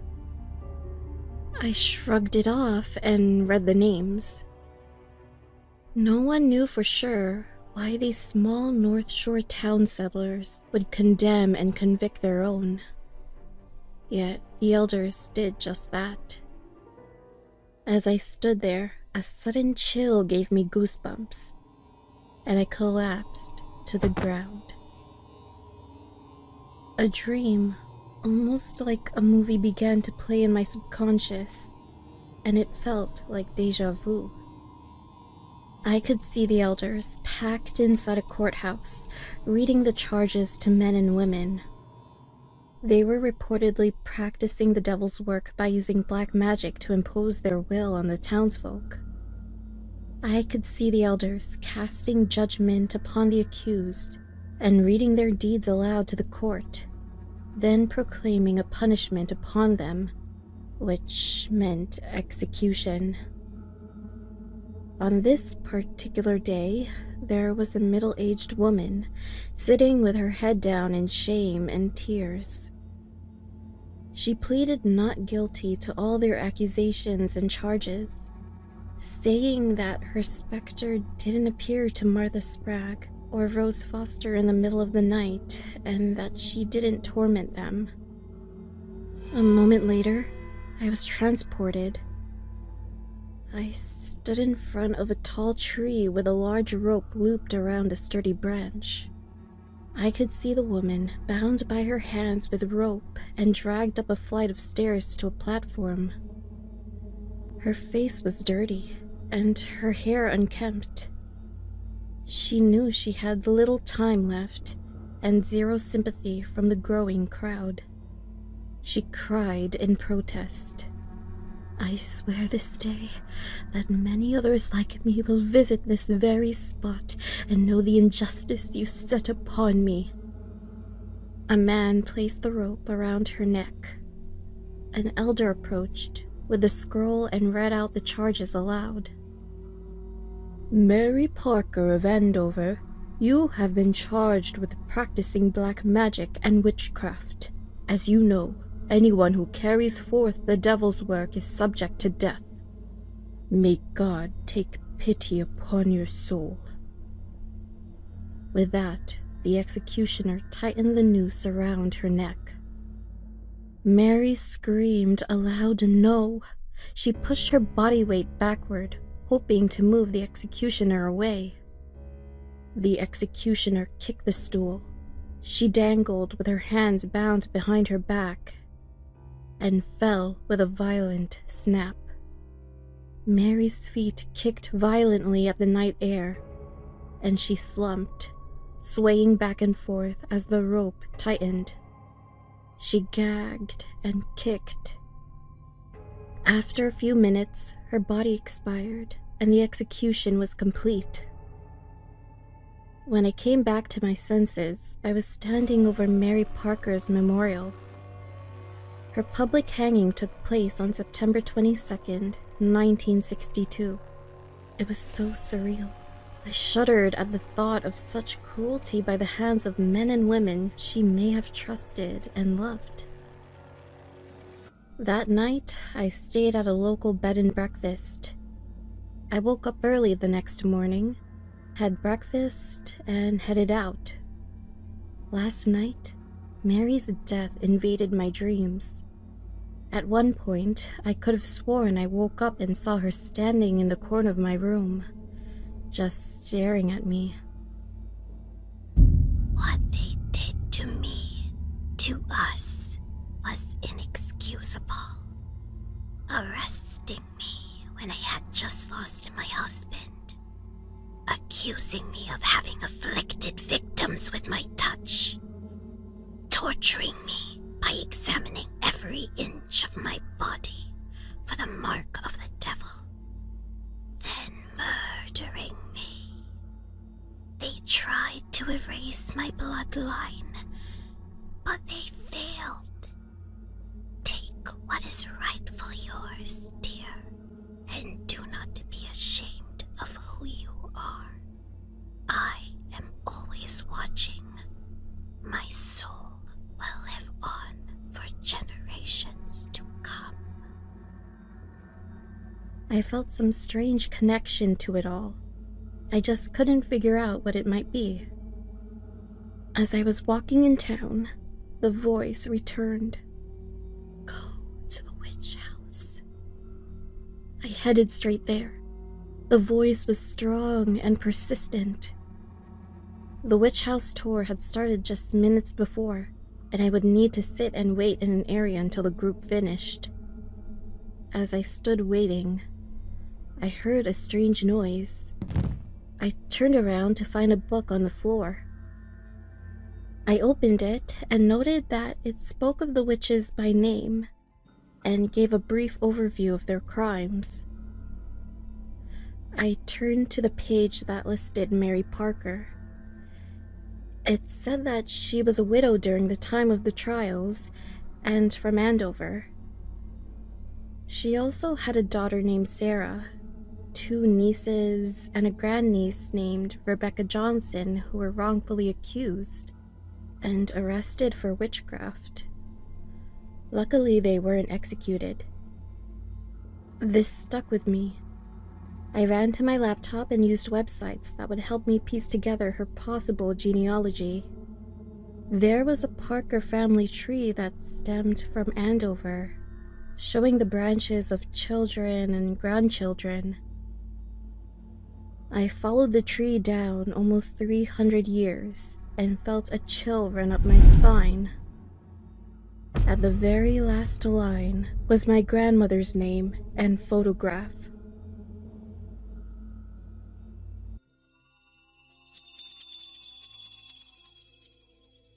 This is what happened on Halloween night 3 years ago, when one of my friends, well, you'll see. Even though me and my friends were adults, we still loved everything that came with Halloween. Beth loved the candy, I loved scary stuff, and Mindy, well, she just loved dressing up. Every year, the mayor would set up this elaborate parade and carnival right in the middle of town. It had amazing food, decorations, hired actors who would scare you, and the main attraction, the House of Horrors. Basically, you would go in and you'd walk through a maze, all the while being scared by skeletons, werewolves, and vampires. Yeah, it would normally be a lot of fun, but that particular year, it was something different. Come on, guys, what's taking you so long? I asked them while pacing back and forth in the living room. We were dressing up as the Sanderson sisters. Okay, we're ready, Mindy said as they both came down the stairs.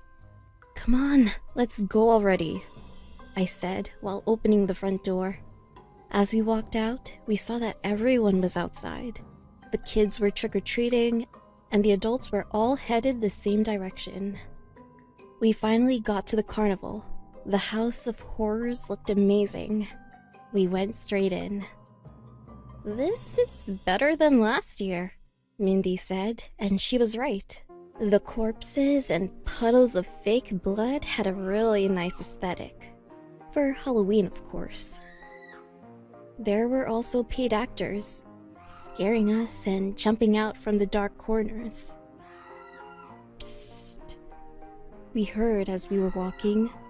We looked around, but couldn't see anything. It was too dark. Psst, we heard it again. Mindy looked to her right, and a guy came out of the shadows. He was beautiful. The three of us were speechless. He had a pale complexion, long hair, blue eyes, and full lips. He was also really tall. So, you're a vampire, Mindy swooned. He also had a pair of fake fangs. Yeah, you look delicious, he said. Guys, you go ahead. I'm gonna hang out here for a while, Mindy told us. We didn't want to get between her and this beautiful guy, who seemed to like her, so we went ahead. After about 10 minutes, we were at the end of the maze, and the exit was right in front of us. But no sign of Mindy. Let's call her, I said while taking out my phone. But she didn't answer. Come on, we should go back for her, Beth told me, and I agreed. We did just that. As we walked, we noticed that the floor was wet. It was dark, so we couldn't see where the water was coming from. I took out my phone and turned on the flashlight. We both screamed. It was blood. So much blood was at our feet. Having the flashlight still turned on, we took a step to the right and accidentally pointed the phone towards a dark corner. There, with her eyes open and 2 holes on the side of her neck, laid Mindy. She looked dehydrated and pale. I started shaking her so that she'd come to her senses, but it was too late. Mindy was dead. We called the police, and after they did a full autopsy at the hospital, they saw that she was completely drained of her blood. After hearing that, Beth and I looked at each other with the same thought. The handsome stranger was a vampire, and he murdered our friend.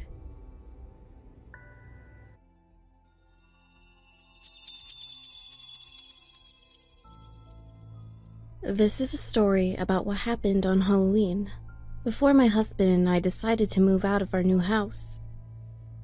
I was 32 years old when I experienced something that I will never forget for the rest of my life. We had just moved into this really nice neighborhood after finally finding a house we absolutely loved, We're going to be so happy here, I said to my husband, while we spent our first night in the new place. It was around sometime in October, not long before Halloween night. We managed to make some friends on our block, and we learned that everyone decorated their houses during spooky season. Not wanting to be left behind, we decided to go shopping for some skeletons, pumpkins, and cobwebs. Anyway, time went on, and fast forward to a few weeks later, Halloween. The houses on our block looked really terrifying, but it was still daylight, and I could only imagine what they would look like at night. We didn't have any kids of our own. We tried, but it just didn't happen. Thus, our love for kids was immense. That's why we had several large bowls of candy ready to go. Our wish was not to run out and leave some of the kids behind. Finally, evening came and our first trick-or-treater. It was a little girl, accompanied by her dad. "Hello, what a beautiful princess costume," I said, smiling at her. "Thank you," she said, while replying with an even bigger smile. We gave her some candy and a feeling of joy came over us. The night went on and several other kids came, dressed up as vampires, witches, and superheroes. But the last kid that came, he was a little bit different. "Trick or treat," we heard a small voice say. I opened the door and there he stood. A small boy with a pale face, wearing an old-timey costume. He looked like a child from the 1940s. "What an original costume," I said, while handing him the bowl of candy so he could take as much as he wanted. "It's not a costume. Where's Matilda? Isn't she home?" the kid asked me. "Matilda? There's no Matilda living here," I said while looking confused. "Oh, yes she is. She's my mom's friend, and Andrew's mom. They live here," the kid said. I didn't know how to respond, so I just gave him more candy as he stood there. "I'm sorry, there isn't anyone by that name here," I told him nicely. "What's your name?" I asked. He paused for a moment, and then said, "Hector. Okay, I'm gonna go now," and left. The next day, I went outside to get the mail, and my neighbor was on her front porch. I went over to talk to her. "Hey, do you know Matilda with a kid named Andrew?" "There was a kid asking for her last night," I said. My neighbor was old, over 80, so I guess she would know what the kid was talking about. She thought about it for a while.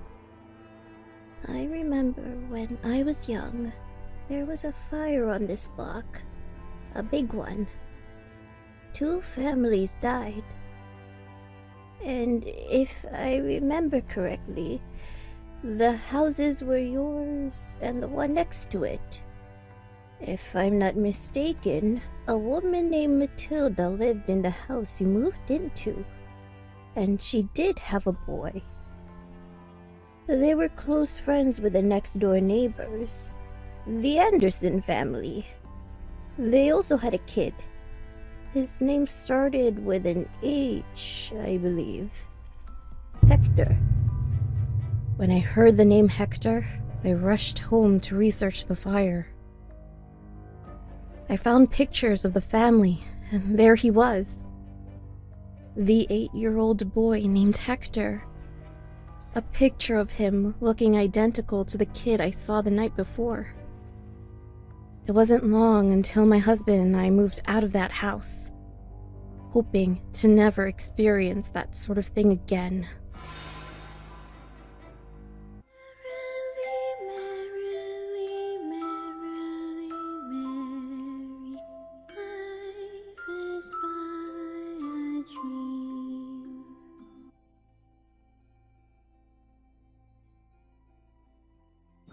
As I stepped outside, all I could see was the gray mist brought from the fog that had swept over my village.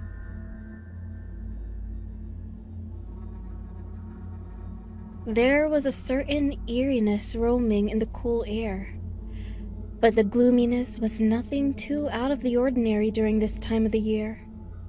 The silence was deafening, as my neighbors were safe at home. Not a single soul dared roam around once the sun set. The adults in the village warned their children not to go near the lake. There had been numerous stories of victims falling into the nearby lake and drowning, believed to have been caused by the buck. Krish, my classmate, was missing for 2 weeks now. I lived with my dad at the time. He was a fisherman. Before my dad left for work, he set some traps in the lake behind our house to catch fish, and told me to check on it as soon as I finished classes. 3 hours later, I had completely forgotten and knew he would be upset when he got back. So I went out to check on the traps. I slowly walked towards the lake. Once I reached the water, I searched for the traps. Suddenly, I saw something poking out of the lake. A boy around my age. Krish. He was crying. I walked closer to him to get a better look, and so that I could ask him a whole bunch of questions. But as I got closer, he slowly submerged his head underwater. At first, I thought it must have been my imagination. But then I thought he was drowning. So I dived in. There was no sign of him.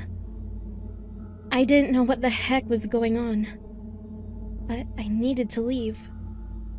But when I was getting out of the lake, my hand was grabbed and my body was pulled back in.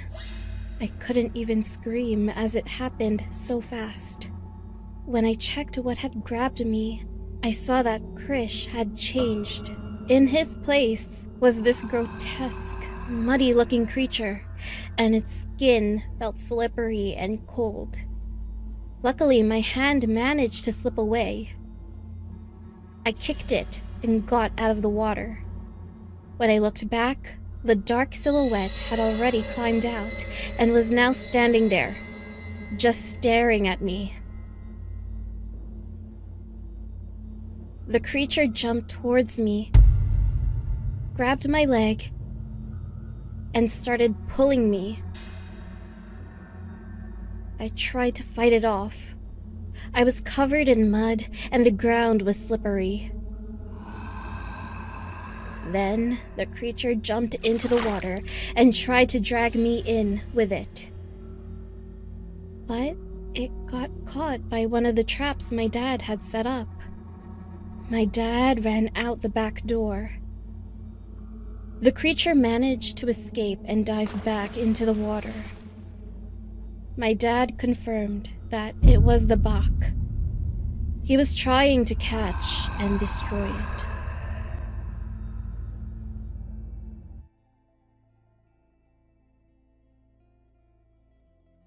It was the day of Diwali, and my village was decorated for this elegant festival of light. It's the day to remember that light triumphs over darkness and good over evil. In the evening, the women of the village lit up the oil lamps, while children ran around with huge grins. Mom, I told you, I'm not interested in celebrating such an absurd idea of good and evil and demons and gods. I'm not going, I told my mom. She looked very disappointed. They didn't understand. All they knew was this village life, when the world out there is huge. You shouldn't talk to me like that. I know what's best for you, she replied to me. I ran to my room and slammed the door shut. There was this fair in my village that takes place during Diwali. My family has gone every year, but I'm grown now. I would much rather stay home and be productive. My mom lit up the oil lamps around the house while my family got ready for the fair. I looked at the time. It was 9 p.m. I turned on music and scrolled through my phone. My mom knocked on my door. "Honey, we're going to the fair. Stay safe. Lock the door and don't open it for anyone, even if you hear us. We have the keys." "Yes, Mom. Don't worry." I could hear their footsteps fade away. I looked out my window. It was luminous where the fair took place. Other than that, the oil lamps in the village started to die down. I looked at the oil lamp outside my house. Only 3 of them were burning, and it looked like they were about to go out. I watched as one went out. Only 2 left. I could hear the eerie evening breeze. The second light went out, and as the outside got darker, the rustling of the wind became louder. The last oil lamp was almost burning out now. I could see the flame flickering. I was concentrating on the flame when I saw the shadow of a hand cover and extinguish it. My mind must have been playing tricks on me, I thought to myself, and went to bed. I took out my phone and started scrolling nervously. Then I heard a noise come from the kitchen. The sound of stuff falling on the floor. I tried to ignore it, and it stopped. After about 20 minutes, I had forgotten about the noise and was back to scrolling on my phone, until I heard another noise come from the kitchen. "Mom, is that you?" No one answered. Then I heard someone say my name. Pusha. "Mom?" I walked towards the kitchen, but no one was there, and nothing was on the floor. I saw that the front door was left open. I went over to close it, and I saw a figure resembling my mom standing near the trees. "Mom, what are you doing there?" She slowly walked away. "Mom, stop!" I ran towards her as she walked towards the trees. I thought maybe it was someone else.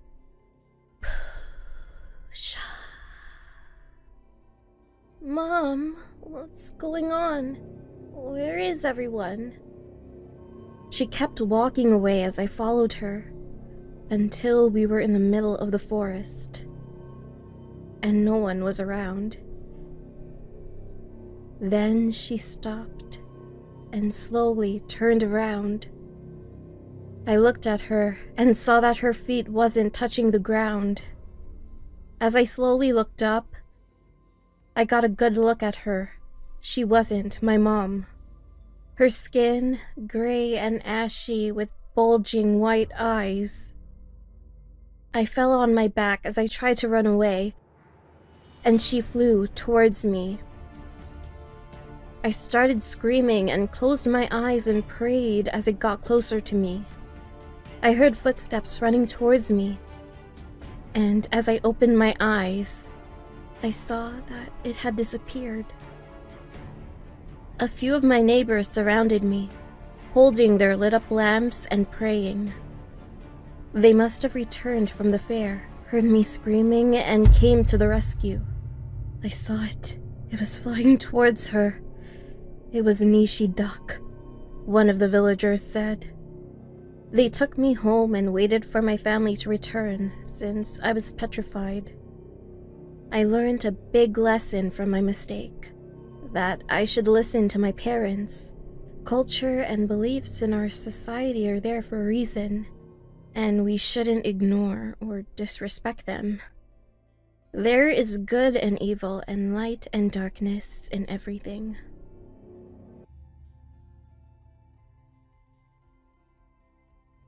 Adish lived with his grandmother in a village in Kolam. His grandmother was old school and superstitious. Arish tried to convince his grandmother to join him in the city. Moving there would mean a life that was much better for the two of them. He tried to urge her, but she kept saying no. Her reasoning was because this was the place she grew up in. There was history there. He could never convince his grandmother, who was so emotionally and spiritually connected to the village. She even said he could go on his own, but he could never leave his grandmother. She raised him after his parents passed away when he was just a kid. Adish gave up on trying to convince her. He knew it wasn't going to work and he'd have to stay here with her. Defeated, he headed to work. He was already running late and told her to take care of herself while he was gone. He walked towards the front door and headed to work. And his grandmother urged him not to work too hard or too long. It wasn't safe out there. I'll try. He had to work long hours due to lack of employees in his office, and it took about an hour to drive to work. After his shift was over, Adish walked out of his office exhausted. He looked at his watch and noticed that it was already 10 o'clock. He got in his car and drove back home. It was pouring as he drove on the very empty street that night, and as he drove, the scent of fresh jasmine loomed in the air. He stopped all of a sudden when he saw a gorgeous lady walking in beautiful traditional attire in the middle of the road. She was dressed in a white sari and almost looked like a bride. He got out of the car and asked if she was okay. She told him she needed help walking home because her dress and shoes were soaked. Adish didn't hesitate and walked her home. She lured him towards a tree. She excitedly said she would make him dinner for his help and asked for lime. Adish felt in his heart that something was wrong, but he was too tempted. She stood in front of him and he reached his hand out to try and grab her face. All of a sudden, her teeth grew into long, sharp fangs. She jumped on him and tried to bite his neck. But when her fangs touched his skin, she hissed and jumped onto one of the palm trees. He immediately rushed back home and told his grandma everything. His grandmother was calm and told him that no one can touch her grandson. She said as she pointed towards the necklace he always wore around his neck. She gave it to him years ago, and that is what saved him from the ghost, Yakshi.